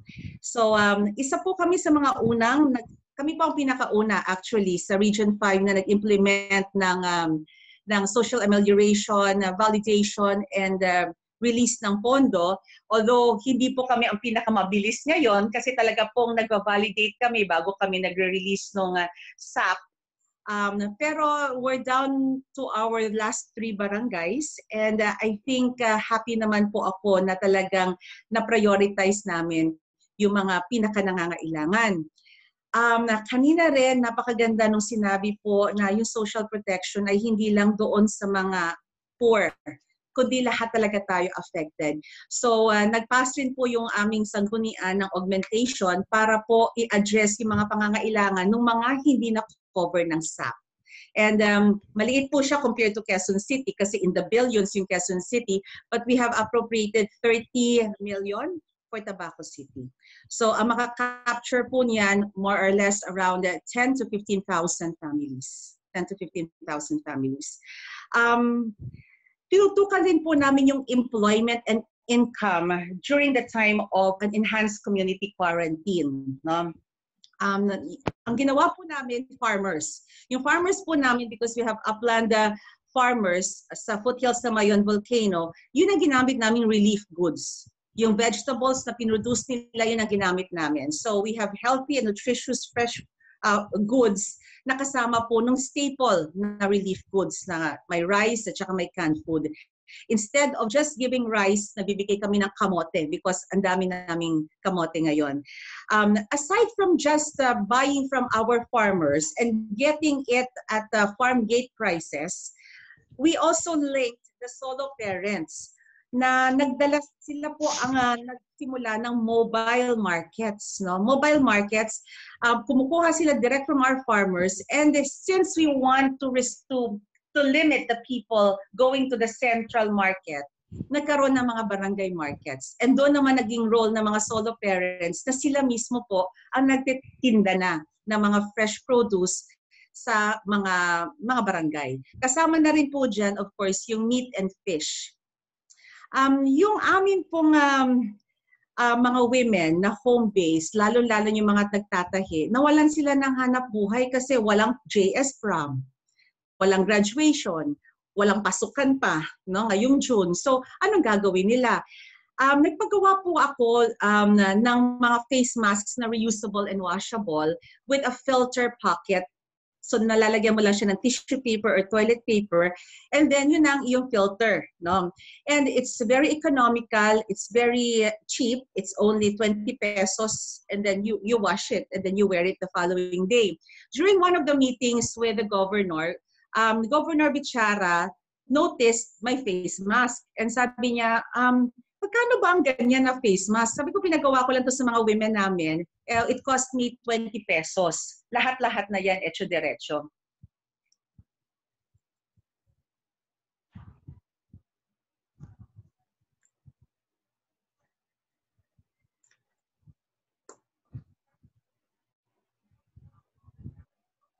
Mayor? Hi! Okay. Maya is flashing photos. Okay, saan kaya ako? Please go ahead and speak. Even without the video, I think I can just relate my story, no? With the face masks naman, nung nakita ni Governor yon, sabi niya, I want to order 50,000 face masks. So, sabi niya, can you deliver within 1 week? And since hindi naman namin kakayanin ng 50,000, we shared it with the members of the area development team. 2 other municipal mayors joined me, and now we are producing 50,000 face masks to be distributed to the vendors in our markets in the province of Albay. And the workers will be earning, 100 women po ito, will be earning around 7,500 pesos per woman seamstress. So at least kahit home-based po sila, and during the time of COVID-19, may income sila. Another would be, may mga PUMs namin na galing po sa Metro Manila, mga workers sila na construction workers na pinauwi na dahil temporarily nag-stop yung kanilang mga trabaho. What we did was when they were at the isolation area namin sa Tabaco National High School, mga master plumbers to. And sabi niya, Mayor, mabobore naman kami dito, mag-volunteer na lang kami ng trabaho namin and we would like to fix your toilets and your water lines dito sa evacuation center. Sige, sabi ko, tingnan ninyo kung ano mga kailangan gawin. And they came up with a program na sabi niya, kailangan baguhin natin to, ilabas natin yung mga tubo. And sabi ko, sige, go. Na habang naandito kayo, at least makaka-earn din kayo ng konti. Sabi niya, hindi nga, volunteer work na. Sabi ko, kung pagagawa ko yun sa labas, magbabayad din naman ako. So sabi ko, sige, gawin natin. And they were able to really do a great job. And right before they graduated, we gave them 21,000 pesos. There were 6 or 7 of them who worked on the water system for 1 week. And ngayon, meron na silang bago rin na kliyente, si Governor Alfrancis Bichara, at paggagawa rin daw po yung Kapitolyo, knowing fully well na ngayong May ay hindi pa rin sila makakabalik sa trabaho. So these are just some of the things that we have been doing so that we can still continue to be productive and to help our constituents earn money during the time of COVID. There are many challenges, many challenges. Least of them actually would be money. Least of them would be money. Ang pinaka challenge para sa akin is, number 1, how do you get people to understand the urgency of the crisis? No? Ang hirap talagang i-impart sa kanila kung bakit napakahalaga to stay home. And so we had to be more innovative in actually really setting examples, no, so that they can follow. We restricted movement, no, definitely restricted movement. We mandated na no face mask, no entry. Marami po kaming mga ginawa na alam ko ginagawa rin ng ibang mga LGUs. Pero yun po ang napakahirap talaga. How do you keep them home? No? Number 2, ang isa pang napakalaking challenge para sa amin ay yung nagkaroon na kami ng positive case. Very real na nandun na yung virus. No? Nagkaroon kami ng positive case. Grabe naman yung hysteria. Grabe naman yung stigma rin doon sa mga health workers at sa family ng nag-positive. So how do you, again, it's a communication challenge, how do you now package it such that maaalis yung stigma? No? Marami pang mga challenges na hindi involved ang pera. No? Katulad nitong free ICT. Ang daming mga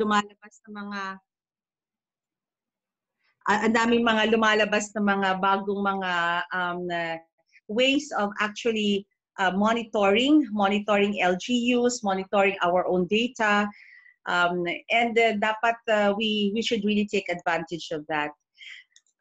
This has been a real learning experience for me as local chief executive and as a manager. Palagay ko ang pinakamahalaga sa lahat is you really have to trust your people. You really have to delegate, and but before you delegate, dapat you're on the same page. Nakatulong ba na babae ako? Palagay ko po malaking tulong kasi sanay tayo mga babae na maging maging managers, like managers of our own homes. And nakikita natin na may mga special needs, ang mga special sectors natin. Like, iba rin po ang goods na binibigay namin sa aming PWDs, sa amin pong mga senior citizens, sa amin pong malnourished children, Meron din po kaming special na packages for our mental health patients. So palagay ko yung special needs ng mga vulnerable groups na-address ko with the help of my team because we just didn't look at the same kind of lenses that would normally be used by a local chief executive. So maraming salamat pala dun sa mga speakers. I took a lot of notes. And I would be checking the NCOV PH website for more information. Maraming salamat for this opportunity also for LGU Tabaco to share what we have done. I'm sure we are going to learn from the other LGUs as well. And thank you so much, Angat Bayi, for trusting that we would be able to still make a difference during this time of crisis. Thank you very much, Mayor Krisel Lagman-Luistro. Thank you for sharing and thank you for taking time out to join us. We know you're very busy. Now we'll listen to our next and last speaker, Mayor Trina Firmalo-Fabic. Sige, Mayor Trina.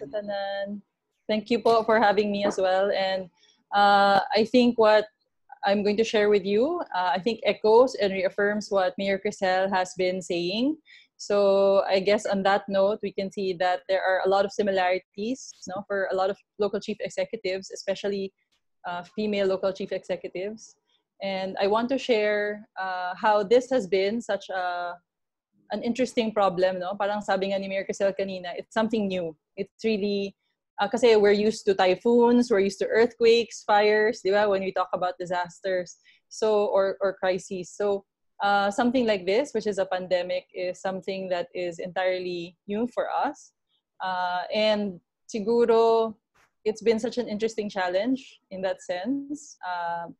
And there's two sides kasi to it, no? So the first side is the health situation, the health issue. So how do you protect your people from infection, from transmission? How do you prepare your health workers, your rural health unit, the hospitals, everything? So on that note, lalo na sa amin, kasi dito sa Romblon, we are composed of many islands. So my municipality, Odiongan, is on an island with 8 other towns. And so one of the issues is, in terms of transmission, how do you limit transportation without necessarily preventing people from being able to move essentially, yung talagang kailangan nilang puntahan ng mga lugar or mga kailangan nilang gawin.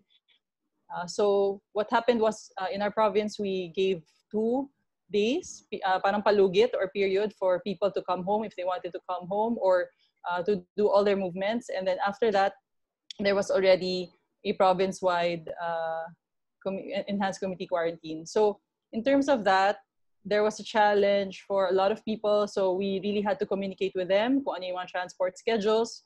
As we're on an island, so the mode of transportation is really by boat. So talagang kailangan i-coordinate yung mga schedules, i-communicate sa mga tao yung mga schedules. And so after that period, we already locked down or we already had our quarantine. So there's that side, the how do you prevent the movement, how do you regulate the movement to make sure that infection doesn't happen or transmission doesn't happen. So aside from that, of course, preparing your health unit, preparing the local health workers, mobilizing the barangay health emergency response teams. So again, similar with Mayor Krisel, a lot of it is really engaging the stakeholders, talking to everybody who needs to be involved and sharing all the information with them so that they can make the proper movements. So aside from that, we also did daily disinfection. So we mobilized our sanitary inspectors, our trained spraymen to really sanitize every day, go around and sanitize yung mga public areas, yung mga terminals ng mga jeepneys, yung mga food courts, sa hapon. So all those things to ensure that the areas are kept clean and safe.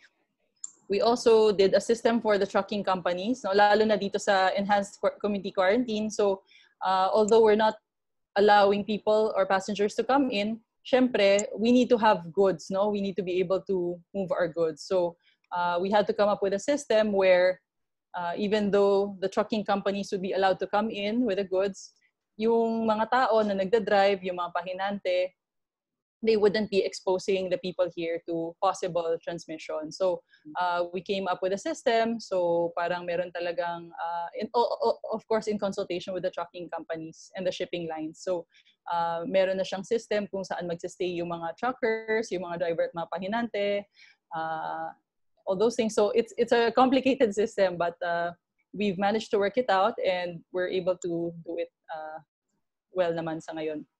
And then the other issue was yung PPEs, no? Yung alam niyo yung during the time, no, the start of the ECQ, nagkakaubusan ng mga PPEs. There was a lack of supply of PPEs. So we were able to mobilize with the help of private donors. So talagang maraming tumulong. Everybody chipped in, and we were able to do a speedy purchase of PPEs. At the same time, similar to what Mayor Krisel was saying earlier, we also mobilized women to help us to come up with face masks. So again, it's a double purpose thing. We have the supply, at the same time, we're able to provide livelihood opportunities for them. Sa ngayon, we're also able to purchase the material or the cloth for PPEs. So the women seamstresses are in the process of making local PPEs based on the patterns, no? So I think that we will be able to produce 800 to 1,000 sets of PPEs, and we would be able to distribute this across the province, no, to all the hospitals and the rural health units. So we're able to come up with the supplies through that. And yun na nga, as already said earlier, parang it's a matter of engaging, no, the vulnerable sectors, empowering them, capacitating them, providing assistance to them, but at the same time, allowing them to be active participants in this battle, diba? Kasi they're able to produce all these supplies that health workers and ordinary citizens can use. So aside from that, you know, as I said earlier, it's a two-pronged issue. So you have the health angle, but also you have the economic side, diba? So the COVID crisis and the ECQ, it's a health crisis. At the same time, it's also an economic conundrum. So what do you do about everybody who's been affected by ECQ? So katulad ng kay Mayor Krisel din, no, sa Tabaco City. So our relief goods, of course, we were able to give relief goods to our people. We also opted to buy the local produce of our farmers. Kasi alam natin na syempre naging matumal yung pagbenta sa palengke. So we have an overstock of these perishable items. So binili din po namin sila. So we mobilized our municipal agriculture office. So sila yung umikot mismo sa mga barangays, no? So the farmers no longer had to go to the market, but the agricultural technicians went to the barangays to purchase the vegetables, the fruits, and all the other agricultural products. So during the time na namigay po kami ng 14,000 agri-ayuda packs, we were able to purchase around 28 metric tons of vegetables and fruits. So that's almost 28,000 kilos of assorted vegetables. We were able to purchase 2.3 tons of dried fish. No? Kasi syempre isla po kami, so ang daming isda ngayon, especially since hindi kami nakakalabas ng isda papuntang Boracay, papuntang Batangas, Manila. So ang daming stock ng isda. So we were able to purchase 2.3 tons of dried fish, 185 kilos of fresh fish, and also ganun din sa ating poultry producers, we had an overstock of chicken. So we were able to purchase 1,500 kilos of chicken. At yun nga po, nasama po namin siya sa mga relief goods. So baka similar yung experience ni Mayor Krisel, but medyo difficult lang siya, no? It's a bit more challenging to pack agricultural products as opposed to canned goods and rice. Kasi yung canned goods and rice, kahit matagal siya nakastock dyan, pwede. So you have to come up with a logistics system to ensure na yung naproduce ninyong agri-pack sa umaga ay mailalabas nyo that very same day. So it was a challenge, but everybody was up for it, and we were able to distribute to all households in the municipality.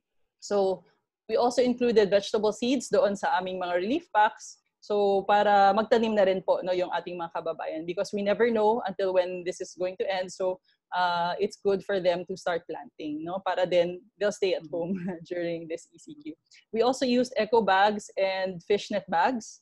And sometimes pag nagbibigay po kami ng aming mga relief packs, inaantay namin na ibalik sa amin yung mga sako or yung mga pinaglagyan so we can reuse them again. So we're trying to also be environmentally friendly in that aspect. Similar with a lot of cities and municipalities, we also instituted the Mercado on the Go. So ginawa po namin yung Mercado on the Go so that people don't have to go out, no? They don't have to go to the bayan, to go to the market. So doon na po sila sa barangay. So may schedule po kami. We started with 1 truck, but now we have 3 trucks who are going around. And in the first week, we serviced 2,622 households. We had an estimated revenue of around 950,000 pesos, so close to 1 million pesos in that first week. So nakita namin na it was very successful, and then we also make sure that people are wearing masks when they go to the Mercado on the Go. They observe proper social distancing, and I can siguro show you some pictures. Let me see if I can share the screen. And so let's see if this is possible. I don't know if it's sharing. Is Not it? yet. Not No. yet.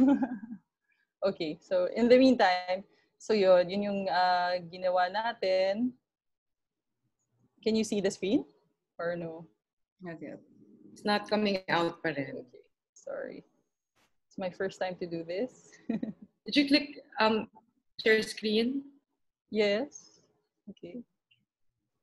You have to select. It has to be visible on your screen, the presentation. Yeah, okay. I have my, anyway.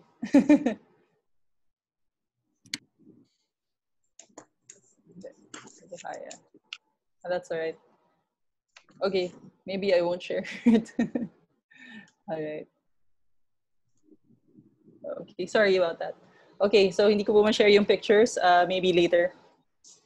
So what we did with the Mercado on the Go was that nag-expand. So we were able to expand to a nearby municipality. So hindi lang sa bayan namin, nag-expand na rin po kami sa ibang mga bayan. So again, people are able to observe ECQ better because of that. At the same time, yung mga vendors namin kumikita. One more thing I wanted to share, kasi this April, the first week of April, we were supposed to celebrate our town fiesta. So we weren't able to celebrate. Siyempre, malungkot yung mga tao. And then at the same time, nag-crop up na yung problem ng oversupply ng poultry sa mga poultry producers. So what we did, di ba pag fiesta, I don't know if it's the same in Albay, but we have, nagbebenta ng lechon, ganyan, for a cause. So what we did was, we did an online lechon manok selling for a cause. So para mabawasan yung poultry, yung chickens ng aming poultry producers, at the same time, to have that fiesta feel. So you can order a lechon for 300 pesos, and then part of the proceeds will go to relief efforts, yung aming food relief efforts. So it was parang a last minute idea, mga 1 day before fiesta, and we were able to get quite a number. We were able to sell 550 lechons and raise 47,000 pesos. So which we bought we bought additional food supplies. So natuwa yung mga tao kasi parang feel pa rin nila na fiesta kasi may kinakain silang lechon manok. And in fact, yung mga nasa abroad, they even sent surprise lechon manok sa kanilang mga pamilya dito. So, it was just parang a cute way to kahit papaano celebrate the fiesta, but at the same time help our poultry producers. We're also doing the free shuttle services. So we started March 23. So we're doing 2 shuttles, north and south routes for frontliners and health workers. And syempre, pag hindi naman puno, pwedeng sumakay din yung ibang mga papunta sa bayan at pabalik.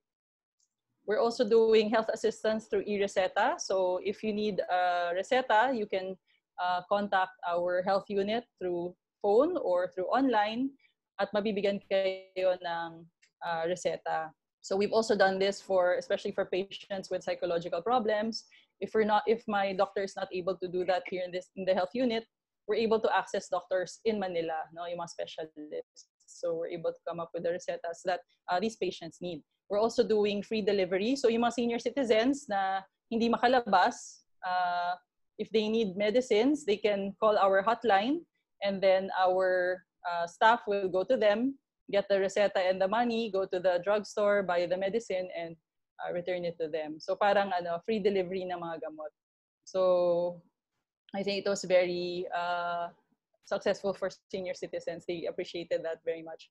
We also purchased diapers and vitamins for our babies and milk and diapers for our vulnerable senior citizens. So we're really trying to address yung mga sectoral groups natin which are most vulnerable during this time of ECQ. We also just launched yesterday yung aming Libro on the Go. So ito ay isang mobile library. Si Sangguniang Kabataan ang nag-spearhead. So we had a lot of donated books, and these donated books are already categorized and classified into a system. Tapos, yun nga, 2 rota din siya. So 2 trucks with books. They go around and the kids have a schedule sa barangay so they can go. And of course, social distancing pa rin and nakamask pa rin lahat. So nakapila sila and then they're able to pick out a book that they like and then they can rent it for 1 to 2 weeks. Libre po yun, no? So parang, it was very successful yesterday. Marami po ang kids na pumunta and they got books and then today ulit, no? So we're very happy with the outcome of the project. And again, yung sinasabi din ni Mayor kanina, Mayor Krisel, and I want to really reiterate that. The backbone of any strategy during a crisis should really be constant communication, transparent updates with the people. Kasi especially now, ang daming tendency for fake news, ang daming panic, no? So people will feel more secure if they have the right information. So being a local chief executive, you really have to be able to reassure your citizens, provide them the proper information. Of course, never sugarcoating anything, but always giving them the information that they need so that they can be calm, they can make the proper informed decisions, and alam po nila kung ano nangyayari. So we started doing a daily Facebook Live, especially during yung talagang yung start ng crisis when people were hungry for information. So talagang providing that information on a daily basis through FB Lives. Yung FB Live namin, sinistream din siya sa radio, sa local radio, also on local TV. So everybody was able to watch it on different platforms. And then even dun sa aming mga relief packs, meron po kaming leaflet with information on COVID, what to do, contact numbers, hotlines, all those things. So we try to use every way to share information with our constituents. And so yung ibang FB Lives namin na pick up na rin ng media, kahit ng TV Patrol Southern Tagalog, because we also try to feature guests. So for example, nung kainitan ng camp at tupad, so ang guests namin taga Dole, kainitan ng health issues, DOH ang aming kasama na guests. So we always have guests that can help share that information to the people. So ngayong SAP, itong Social Amelioration Program, syempre maraming mga changes sa guidelines, maraming confusion sa tao. So we came up with a dedicated hotline and help desk for SAP-related concerns. So doon finifeed lahat ng mga problema, and then we're able to reassess, reevaluate the forms based on the feedback that they give. So because of that, we were able to target the rest of yung mga qualified for SAP. And katulad nga din sa Tabaco, we also realigned our funds, and of course we use the Bayanihan grant. So we're able to provide some assistance under the OTAP program, Odiongan Tulong and Agapay program, for those non-SAP beneficiaries. So in essence, lahat po ng citizens, lahat ng families will have some form of assistance during this time.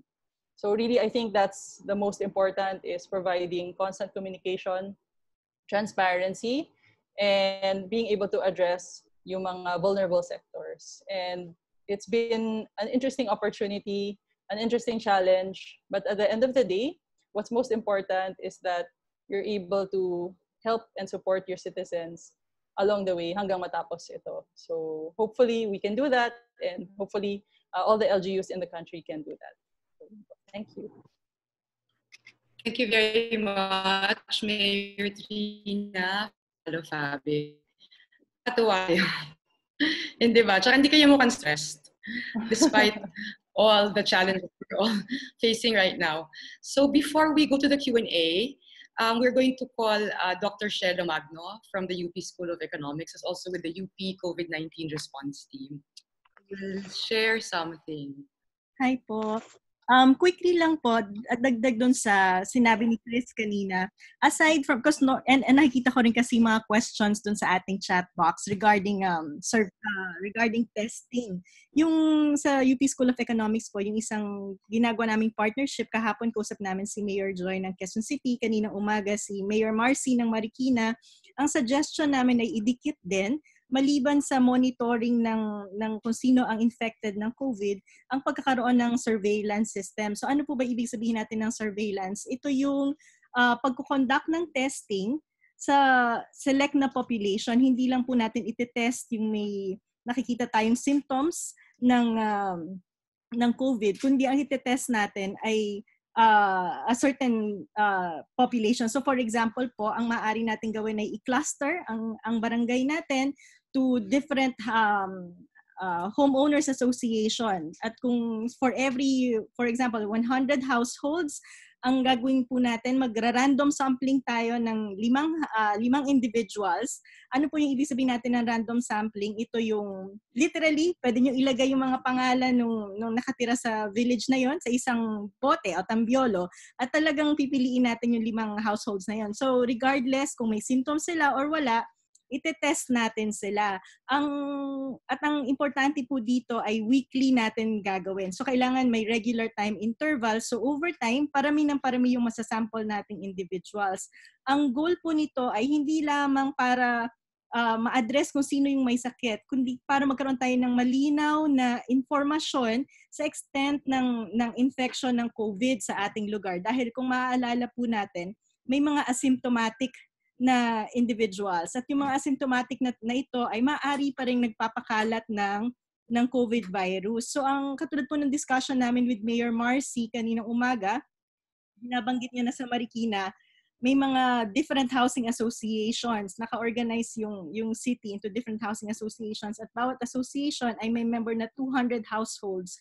So ang recommendation po namin doon ay mamili ng 10 individuals randomly from those households at mag-test.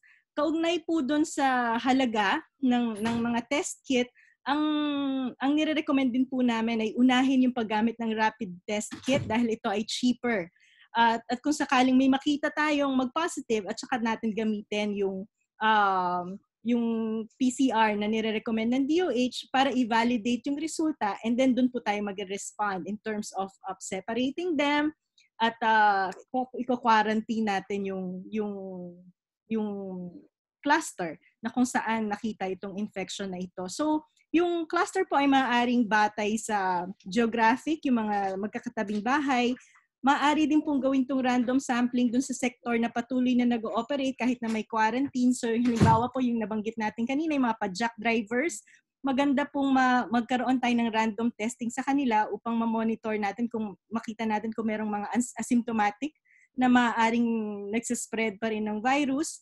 Yung food, yung mga naghahatid ng mga pagkain sa bahay, ito po yung mga sector na maaari nating i-test. Yung question po na kung sufficient ba ang 10 random samples, bali ang mangyayari po doon halos parang lumalaki din naman kung regularly gagawin natin to every week. So kung for every 200, 10 ang kukuhanin natin, every week gagawin natin to. At hindi po same household yung gagawin natin every week. So hindi siya panel na time series, kung hindi different individuals every week. Magiging enough na po yun, statistically sufficient to inform the local government kung may incidence na po ba ng virus dun sa lugar. Yun lang po yung dagdag ko. Thank you. Okay. Thank you, Dr. Magno. So pwede na po tayo tumungo sa ating question and answer portion.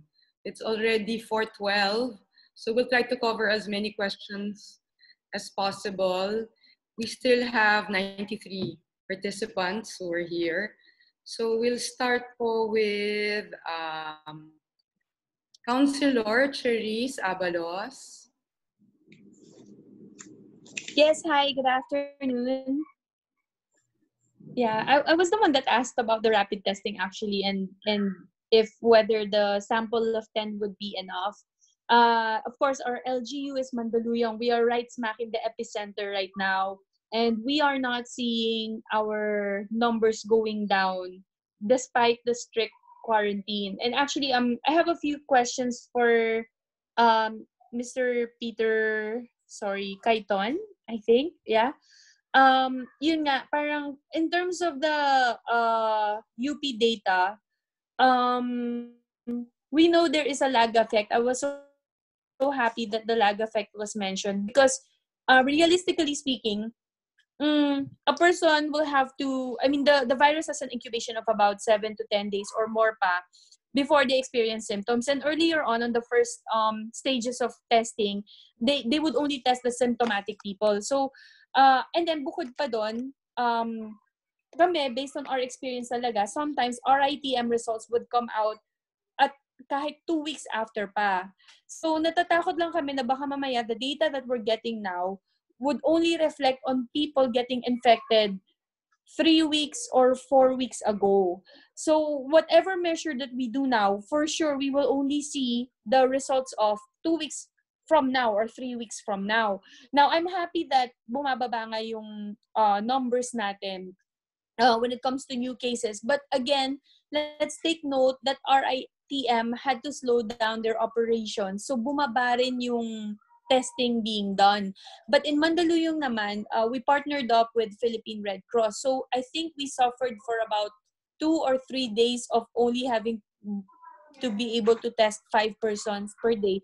But we started yesterday and today, now we are able to test 100 to 200 persons per day na because of our partnership with Philippine Red Cross. But going to that nga, I see now the urgency for mass testing. And yun nga I am a counselor now and I am in constant communication with our mayor, but I find it hard to convince them to invest in rapid test kits because even our own doctors from our health centers are afraid of their low sensitivity levels. I won't say, I won't say na lang kung sino, but there is another chief executive that spoke to our mayor and told her that he regretted buying the rapid test kits because like one patient tested, tarang 3 times nila tinest yung isang patient and they all resulted in 3 different, in different results. Parang may nag-negative, tapos nag-positive, and then nag-negative ulit.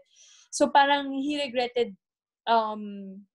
buying daw or purchasing the rapid test kit. So yun lang yung sa akin. Maybe I'd like to know more input or what could be a better scientific approach that if we do purchase or invest in rapid test kits, yun nga, 10 samples and then every week 10 samples na lang. Yun lang naman po. Clarification for that. Thank you.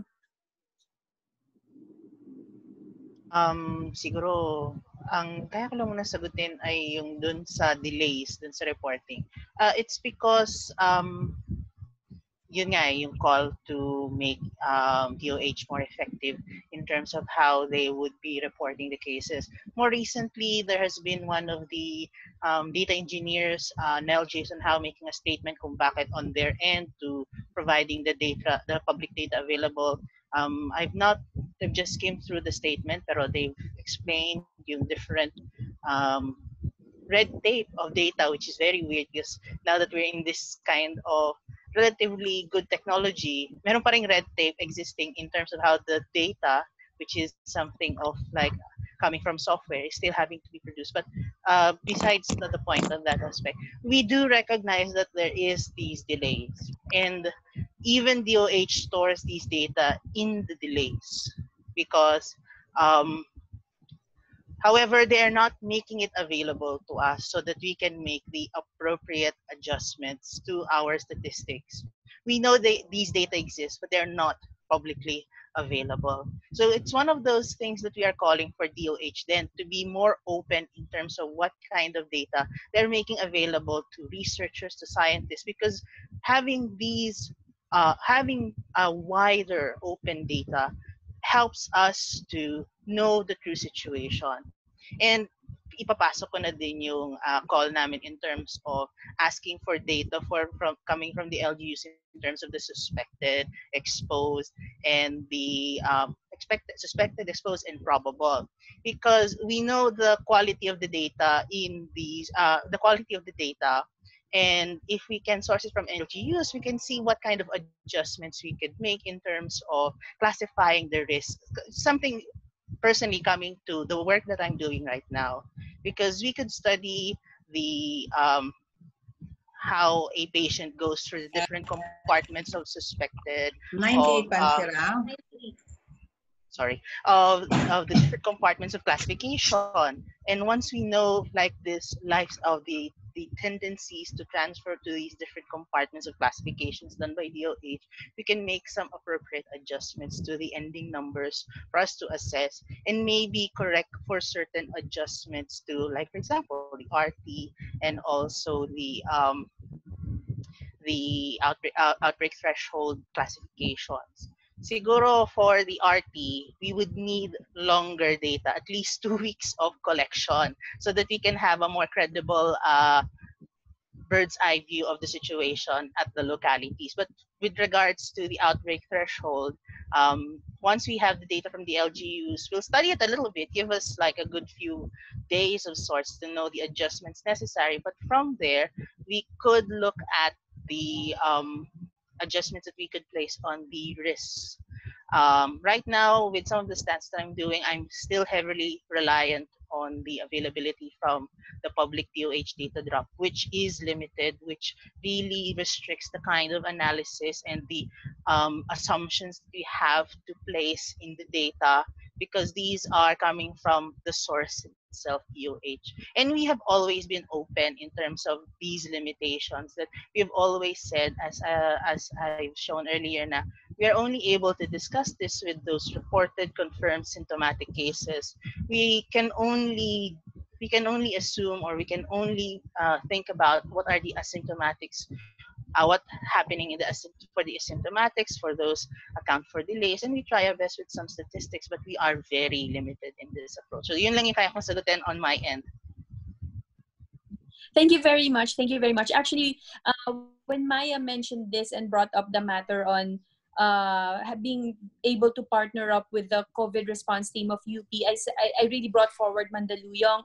Maybe for later on po, sir, or with Maya na lang po, we can discuss further about this, because Mandaluyong is interested po in your input and data gathering, but we would like to share our data with you then po.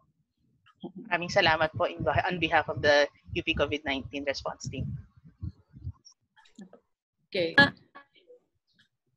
Okay. So one I'm more going thing. So, sige, you know, sige, Charisse, quickly lang ha, kasi ang dami-dami pong questions that have been addressed. yeah. Pasensya na po. Yun lang po. I guess one last thing is yung sa red tape nga, because right now the ATF has yet to really change their mind about testing. So again, another parang thing that's blocking us or parang making us hesitant to buy rapid test kits is we know the results from that is not always recognized by DOH. So it's just something to add po. Okay. UP COVID-19 response team, is there a way that our local government officials can get in touch with you? If they have questions. We do have an email, and mukhang gumagana naman yung email na pinost ko dun sa slide. It is, I'm just gonna type it on the chat. Sige, pero ito yung natatandaan ko. So, magre-reply naman kayo? Nagre-reply naman kami. Parang, ang nangyayari is someone who reads the emails, sends it to the group, and tignan na lang kung sino kayang sumagot. And I've tried my best to answer some of the questions pertaining to the statistics that I am handling. Sige, please, can you please provide your email Yep, address? it's there already. Hopefully, yan nga yung tama coming from our technical notes. Okay, so if we're unable to address your questions, you can just email UP COVID-19 response team. And also the mayors, Mayor Trina and Mayor Krisel, do you also want to please type in your email addresses in case there are questions for you? Okay, so I'm going to lift a question from our chat box. Whoever can answer, please answer. The question is the barangay level already using a community-based information system to track COVID cases before implementing a community quarantine? Would like to answer that question po. Sa barangay. Sa UP or sa LGUs? Sa LGUs po. Mayor, siguro kayo. Meron ba kayong information system at the barangay level? So we have the BHERTs, diba? We have the Barangay Health Emergency Response Teams. So they're the ones who are in charge of monitoring all our persons under monitoring, persons under influence. So all those who are potentially carriers of COVID. So kung magkaroon man ng cases, sila din, yung BHERTs din ang magbabato niyan sa Rural Health Unit. So they have that information. But as to who makes the decision regarding, say, in the lockdown of a barangay, for example, or kung ano yung gagawin dun sa barangay na yun, that would be really be up not just to the barangay captain, but also to sa mayor and then sa governor usually. So ano yan parang it's a joint decision, especially with the interagency task force. So, but barangay can be in charge of providing that data to the task force. Okay, thank you, Mayor Trina. May question about gender, and I think I need to ask this. There's a question from Maria Estela Nacion to everyone. From a gender perspective, are the LGUs now collecting sex disaggregated data specific to the COVID responses? Will there be an update on the guidelines in creating a GAD plan and budget for LGUs and GAs factoring in the response to COVID? I don't know if you can answer the second question, but at least the first question. Are you already collecting sex disaggregated data? Well, I think in terms of, say, for the persons under monitoring, persons under investigation, yung mga directly related sa COVID, there is data on that.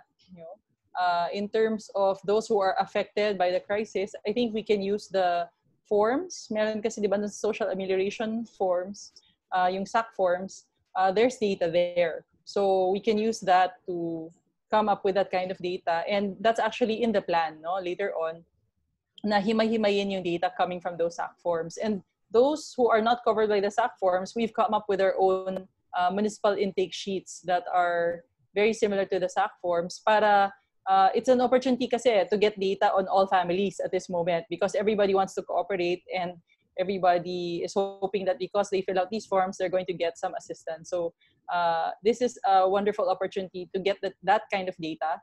And dun sa forms kasi, you can really see yung head of household and then everybody that's in that household. So I think we would be able to come up with that kind of data in the very, very near future and use that data to come up with tailored programs for particular sectors and groups, especially for women.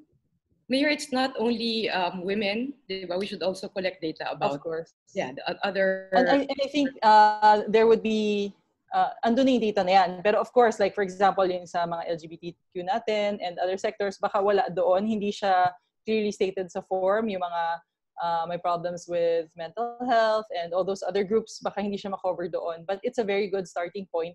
And from that, it can be a launching pad and the foundation to build on more opportunities for data gathering.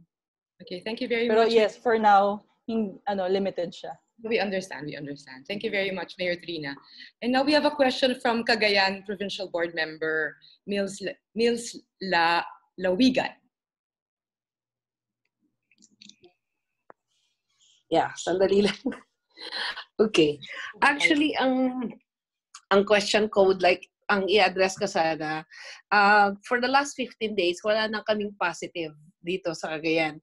Pero ang mga nag-positive, parang transmission from nanggaling sa Metro Manila.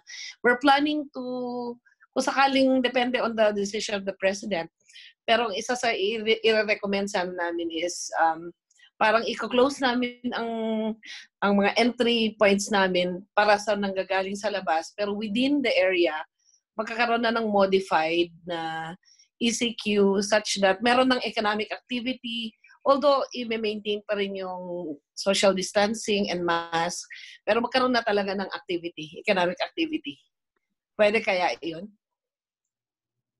Sino pong sasagot ng tanong? Ni PBM. I mean, yung like, yung kaninang statistics, based on that picture, kaya na kaya ma-sustain yung, I mean, hindi na kaya magkaroon ng bagong new wave of transmission or... Siguro si Dr. Cayton? with respect to Cagayan kasi nakita namin dun sa provincial recommendation ng Cagayan ay parang sila ay nandun na sa ECQ recommendation from our numbers. Though I have heard nga po from a lot of news about Cagayan na parang if with respect to remaining cases, parang wala na daw ata silang remaining. Wala na. So in this respect po, well, hopefully if we have the updated data of the province of Cagayan, we could modify naman kasi in the end kung ano yung parang magiging recommendation. Though, may 14 PUIs pa kami. Yun Waiting lang, for the result. Yun din po yung importance po nung ganung data because we could see kung ano po yung pwedeng modification on the risk from the PUI or kung ano po yung dinagdag na compartments ng DOH in terms of suspected exposure, those compartments, so that we can assess based on our computations yung ano yung risk level of the province. So right now, parang titignan pa ho namin, we would really like to read through the data and see through how we can adjust the risk levels that we have computed based on the prevailing numbers in the province.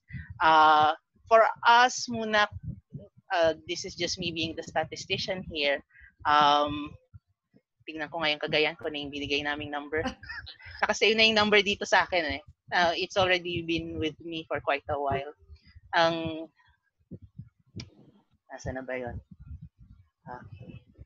Province, in the city. Yes po. Nasaan na ba yan? In any case po, Cagayan. Mag-email na lang po. Yan. Ay, hindi, alam, 13 po kasi eh. 13 ang Cagayan. 13 cases for Cagayan, which is weird, sinasabi ko yun ngayon. Yung nakikita namin kasi, for example, just a soft, still under review, is if you have PUIs, parang typically 50% of the time naka-classify na sila as confirmed eh. Something po nakikita namin with the national runs na nakita namin from some studies. So in that aspect, sabihin nyo na lang po, assume, pero we still have to verify, around 7. 7 out of 13, hindi pa ho ata umaabot yun ng 0.7 for example. See, these are just stats coming around pero hindi pa ho verified. So, no recommendations from the brainstorm stat at people. So, parang yung ganung idea. Pero yun po yung point. Na once we have these data, once we have those, we can modify the risk assessment that we could give to LGUs, and therefore they could have this as additional information to design what their policies will be. So parang example lang yung Cagayan, but it could be applied po once we have a lot of data and have done a lot of research about it. Okay, we will email na lang po. Oo. Thank you. Can I just say something, Doc Nat? Sino po ito? Yes. I'm just gonna say, Si kasi Mayor for po example, itong sa coming from Luzon-wide na si Mayor Trina ECQ. So it's an imposition from the national government. So sana po nasi-share din sa national government yung mga ganito data, yung ni Dr. Cayton na ito yung mga parameters for us to declare this kind of quarantine or this other kind. So kumbaga, kaming LGUs, we also are just contingent on what is going to be imposed upon us galing sa taas and then work within that framework. So sana ma-share din yung ganitong pati yung mga previous sharings ng UP team na sana ma-consider yun ng national government when they make their decisions for what kind of quarantine. Okay, thank you, Mayor Trina.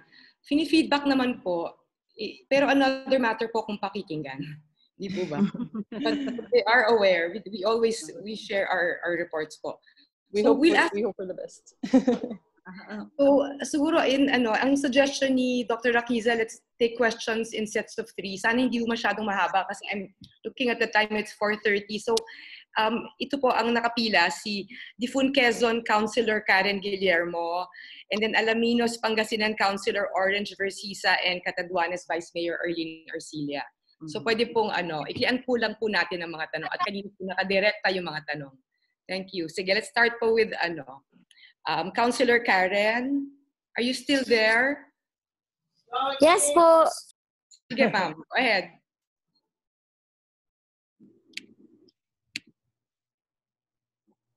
Counselor. I don't know, wala si Counselor.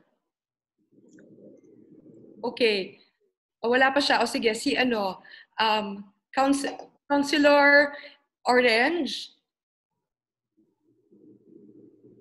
Board member. Ay, sorry. Ang counselor nandito sa ano ko, sa listahan ko. Saan na? Hindi pa ba nandito? Baka nawala na lahat. Si Vice Mayor Erlene, andyan pa ba? Wala na rin?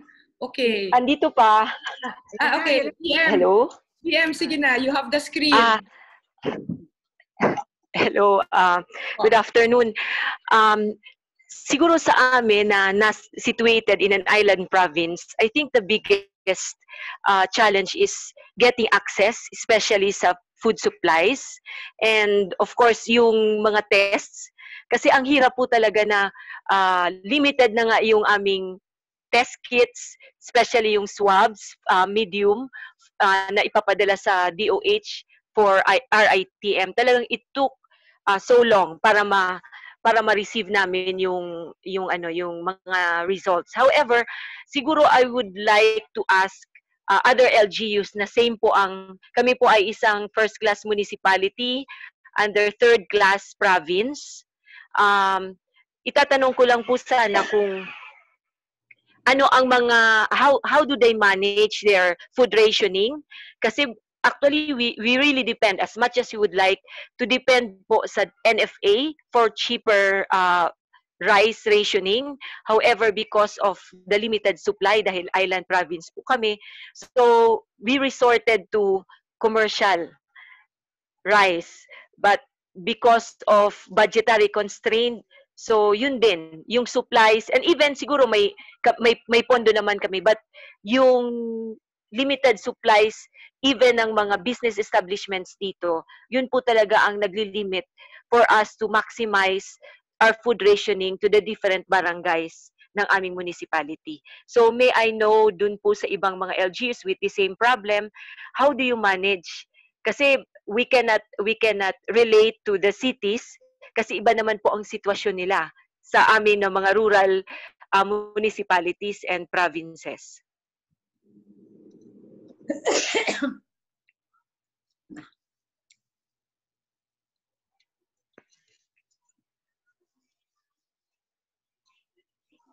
Wala yata mic, Doc. Hello. Sorry. Does anybody respond to the concern of VM Arlene Arcillo, who's also a medical doctor, by the way? So meron ba? Mayor Trina, are you able to? Yeah. I would like to quickly respond to that. First and foremost is really fixing the logistics of it all. So as I mentioned earlier, we were able to sit down with the trucking companies, with the shipping lines, kasi we have to accept the fact na we need goods from outside. So you have to fix that supply chain. So really sitting down with the truckers, what do they need? What kind of support do they need? If they need a subsidy, or do they need help in terms of kung saan magsistay yung mga drivers at mga pahinante while walang biyahe, and then talk with the shipping lines or whatever mode of transportation that you have. So fixing that logistics system so that the supply can continue to come in. Kasi may demand naman eh. So it's really more of fixing that supply chain. Also is yung yun na nga, yung pagrarasyon ng pagkain, you have to have a stockpile. So nag-secure na rin kami ng aming stockpile para just in case meron naman pong mapagkukunan at least for a week's supply. And then you can also get DTI's help. DTI can assist you in connecting you with suppliers or also fixing that supply chain. So you can do that. And fourthly is to also explore local alternatives. Kung merong mga supply, katulad nga nung kanina nabanggit ni Mayor Krisel at saka namin na yung sa mga face mask, walang available, so we made our own. So baka naman there are alternatives to food and as well as other non-food supplies. We can explore that local option. Yun lang. Thanks. Okay, thank you, Mayor. Can I say something too?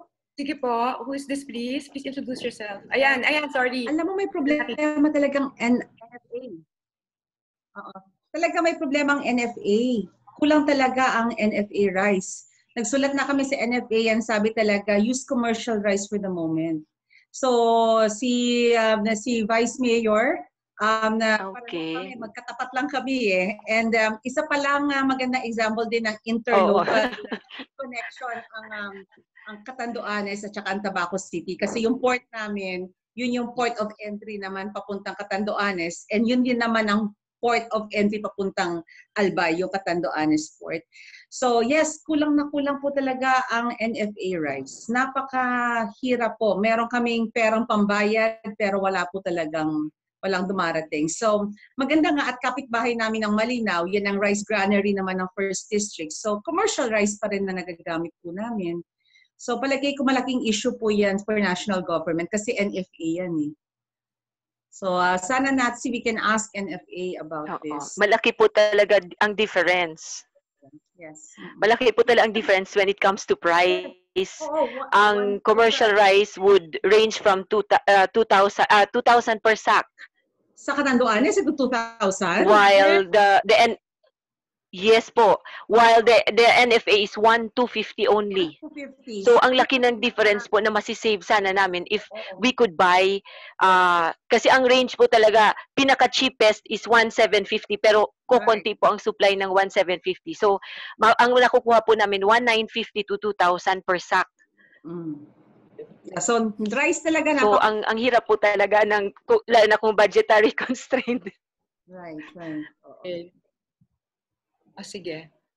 Okay, thank you. Thank you, Mayor. Yes. Ma'am Natsi, pwede pong humabol ng isang question, short question lang po. Baka gusto mo na lang i-text si Mayor. Okay. Sige po. Okay. No problem. Okay po. Sige. Okay, thank you, VM. Sorry kasi talagang Thank you. Yes po, no problem. Okay, sige po, ingat po. And then we have siguro last three, I don't know if they're still around, pero kasi nandito sa listahan namin. Si Councilor Marjorie Poblete Martin from Tugigaraw, Candon City Councilor Joan Valdez, and Ilocos Sur Board Member Mika Singson. Nandito pa ba kayo?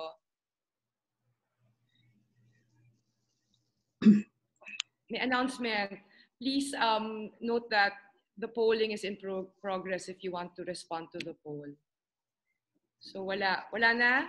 Okay, so ako ba pwede magtanong kung wala na ibang tanong? Surely. Hindi Sige po. Sige, Mayor. Pwede, oo. Ang dami namin stranded kasi na mga taga-Albay na nasa NCR, nasa Calabarzon, and lahat sila gustong bumalik. No? Alam naman natin na lockdown ang Albay at napakahirap talaga pumunta rito. Pero syempre, mga constituents namin yon. So sa mga mayors na nakikinig at mga councilors at maging sa ating mga statisticians and experts, ano po ba marerecommend niyo sa amin? Dahil mga constituents din namin yan, humihingi ng tulong na makauwi. Sabi namin, wag muna ngayon kasi mahirap talaga na ma-expose further yung mga tao. So ano po ang pinakamagandang, ano mga best practices niyo pagdating sa ganito? How to handle this? Sige, sino po makakasagot?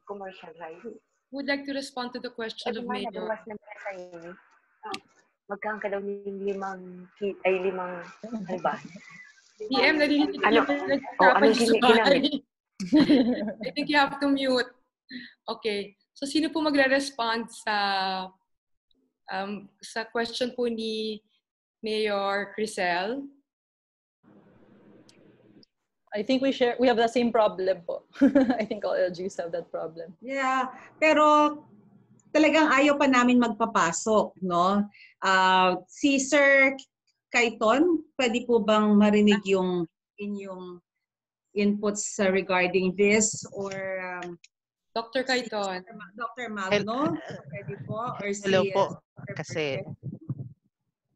po, kasi nag-crash yung computer ko so hindi ko po naabot yung ano po ba yung tanong. Ngayon lang po ako nakabalik. So hindi ko rin po matutunog. Ano po bang ano? Mayor Krisel. Yeah. Mayor Krisel.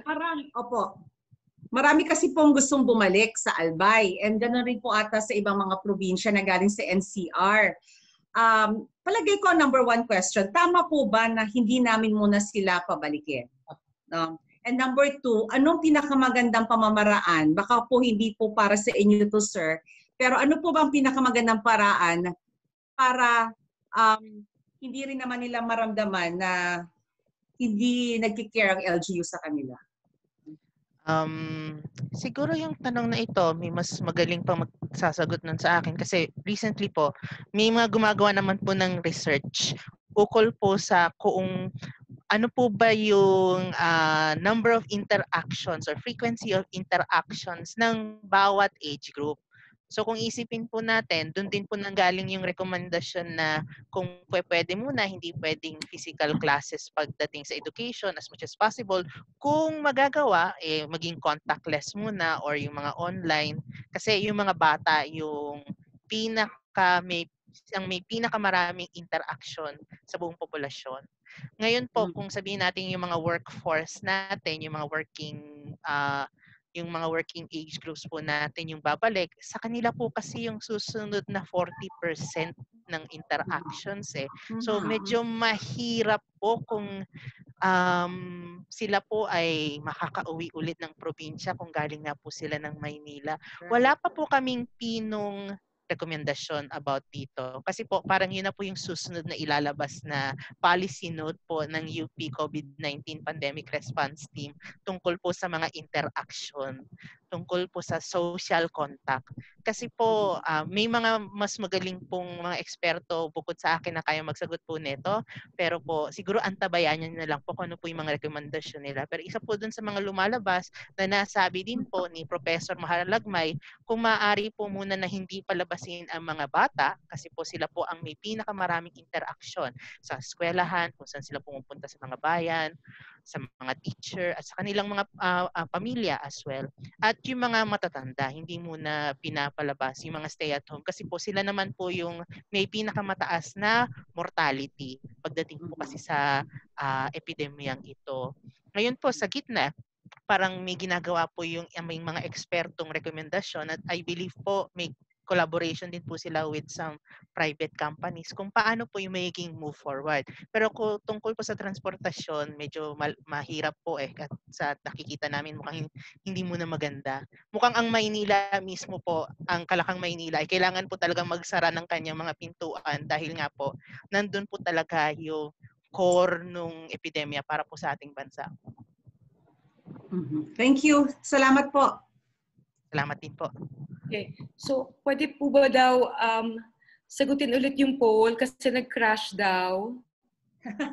Ang daming nagka-crash po. Oo eh. So, kung pwede lang daw po sa mga nandito pa. So, maybe last two questions na lang, no? Nancy, can I add? Yes, Nancy, sige. can I add? Yes, of course. Yes. Sige, Dr. Raquiza. Just to respond also to Mayor Lagman, alam natin ngayon na maraming mga stranded, no? Ng mga, for example, residents ng Albay, nandun sa ibang lugar. Actually, ganun din tayo ngayon sa UP eh. Ang dami nating stranded students, ang dami nating stranded construction workers. So, ang ginagawa, and this is what maybe the local government can do, ay alamin kung saan ang mga residents po natin, lalo na in record numbers, tracking where they are mostly stranded, and maybe also trying to see if they can liaise and work with the local governments they are in to make sure that the stranded residents who are in those areas are taken care of. Yun po ang ginagawa natin sa UP, yung mga stranded construction workers and students, ay meron din tayong mga partnerships with the construction companies, for example, to make sure that these construction workers are not neglected. So siguro yan yung para maramdaman din ng mga taga-Albay na iniisip pa rin sila ng kanilang alkalde and the local government ay may ganong klaseng cooperation and partnerships with the local governments that where they are find themselves in, so that somehow they feel that they are still being looked after. Okay. Yeah. Thank you, Doctor. Thank you. Yes. I have an input. Please identify yourself. Yeah, please. Councilor Mylen Yaranon from Baguio. Sige, sige, Counselor, please go ahead. Oo, yung mga stranded, actually I worked with si Ma'am Karen ng LGU. She called me to check on the students na naiwan dito sa Baguio kasi marami talaga kaming stranded dito. And we gave them relief packs. Ang problema lang, yung ibang stranded students, hindi sa Baguio nakatira, sa La Trinidad, which is our adjacent municipality. But we also coordinated with, kasi pag student, yung SK natin na ang coordinator natin. So we coordinated with them para mabigyan din sila ng relief packs from the barangays. Ang problema lang namin dito sa Baguio, yung stranded namin sa ibang lugar.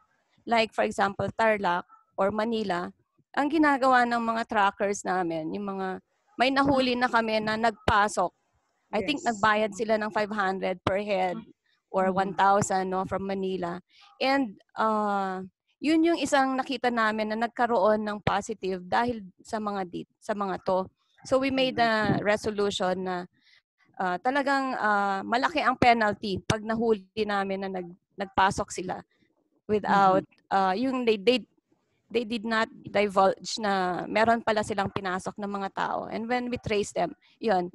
At yung isang naging problema kasi namin dito, yung contact tracing.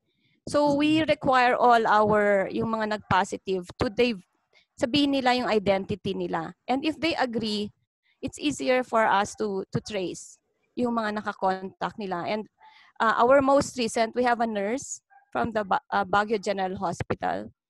And ayun, we're still trying to convince her to sabihin niya kung pwedeng yung identity niya. Pero medyo sensitive yung sitwasyon niya, kaya medyo hindi pa siya pumapayag. But we really convince them to tell their names. And so far, halos karamihan sinasabi nila, and yun nga, yung hindi dapat sila sa barangay, yeah. So very strict din kami doon. Kaya they're willing naman to give their names sa public. So yun ho ang namin dito sa Baguio. Thank you for sharing that, Councilor Mylene. Okay. You're welcome.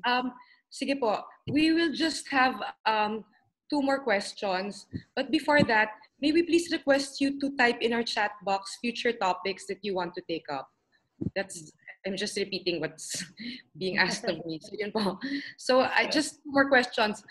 First, for the LGU officials who are here and who have data, may we know if you've been monitoring incidents of gender-based violence in your areas? Can you give us updates? Sige po. Yung meron pong datos. Nag-monitor kami sa Tabaco. In fact, meron pa lang kaming isang case na inaksyonan, and hindi ko nga maintindihan sa panahon ng crisis, and ang dami pa rin nangyayaring ganitong klase mga bagay, no. But we do have we are monitoring them ngayon. Nasa secure area na yung aming pong inaalagaan, and we have homes naman dito po sa Albay where they can take care of our women. But we do just get the data, no, and then we do file cases. So most probably parang batting average namin is 80%, no, ng mga offenders ay nakakasuhan. So meron pa po bang nagmo-monitor ng GBV sa inyong mga localities?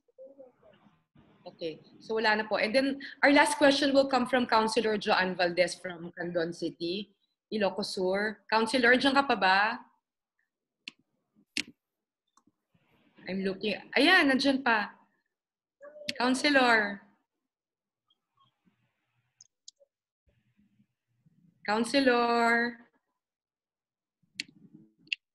Parang wala.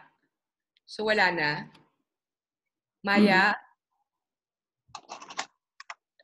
Okay. Maya? Sige.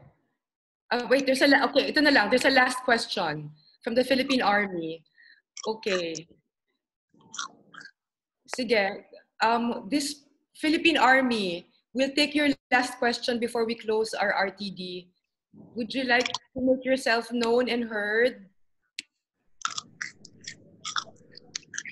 Walang video na lang. Sige, kahit video po. Okay po. Sige po. Yes, ma'am. Good afternoon. I am Major Perez, ma'am, from the Philippine Army. Ma'am, may tanong lang kami doon tungkol sa, balikan na po namin yung issue kanina ni Mayor Lagman po ng Tabaco. Tungkol doon sa mga na-stranded na constituents within NCR.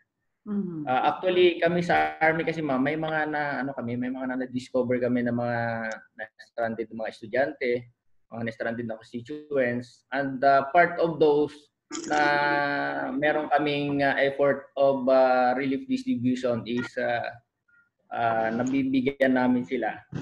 Ang tanong lang namin ma'am is meron bang mga contact or statistics yung mga kanya-kanyang LGUs, how much yung mga na-trap na-trap dito sa Manila ng mga constituents, particularly estudyante na walang kakayahan ma'am i-sustain yung sarili dito sa NCR, so that siguro sa amin on the part of the Philippine Army, since isa kami sa mga takbuhan ng mga donors natin pagdating sa distribution ng relief operations, baka ma-consider natin sila, paano natin sila matulungan po for how to sustain yung kanilang stay dito sa NCR. Maraming salamat po, Sir, Ma'am Natsi. Yes, madam. Thank you so much for offering that. Actually, ang amin pong statistics, umabot na po kami ng mga 350. Ito po yung mga tumatawag sa amin ng mga magulang na nagsasabi na may mga anak sila o asawa nila na construction workers or workers sa Manila. And actually, ang small effort po ng LGU Tabaco so that we can support their stay in Metro Manila is that nagpapadala po kami sa kanila ng konting financial assistance through smart padala o mga ganyan pong remittance centers. So namomonitor po namin kung ilan sila. So most probably po out of the 350 persons that we are trying to reach, we have already reached around 250 of them. So if we can share our effort with the Army, most probably po pwedeng isa sila sa po pwedeng maging beneficiaries. Ang kagandahan naman po, sir, no, is sa mga mga barracks. So mga 18, 20, 25 people sila. So sa isang lugar lang, marami na po kayong maaayudahan. Marami pala kami. Ngayon ko lang nalaman na ang dami pala namin construction workers working. Hindi sila contractuals, but parang subcon lang. Kaya hindi rin sila makakakuha from DOLE. No? Kaya talaga nangangailangan talaga sila po ng assistance. Okay. So thank you. So kailangan na po natin isara yung ating discussion. Alam ko marami pa pong tanong na hindi natin nasasagot. Pero you can please just get in touch with our UP COVID-19 Pandemic Response Team, care of Dr. Peter Cayton, who will just forward your questions to the person who can answer your question if he cannot answer the question. And then also Mayor Trina and Mayor Krisel, did you provide your email addresses for those who have questions for you? Okay, so we'd like to thank all our email address in our meeting. Yung email address daw ni Major, sir, yung sa Army hinihingi po ni Mayor Krisel, paki-chat na lang po. Okay, so we'd like to thank all our speakers for staying this long. I'm sorry, nag-extend tayo, 3 hours na tayo dito, marathon. So we'd like to thank Dr. Raquiza, Dr. Peter Cayton, Dr. Berse, Mayor Krisel Lagman, and also Mayor Trina, Firmalo-Fabic, and also Dr. Cielo Lagman. Wala naman ako nakalimutan. And all of you, all 66 of you who stayed until the end. So we hope that we will have more RTDs based on the suggested topics. And this is where we end. Thank you all for being here. And please, everybody, keep safe and stay healthy and well. Maraming salamat po. Thank you. Bye. Thank you.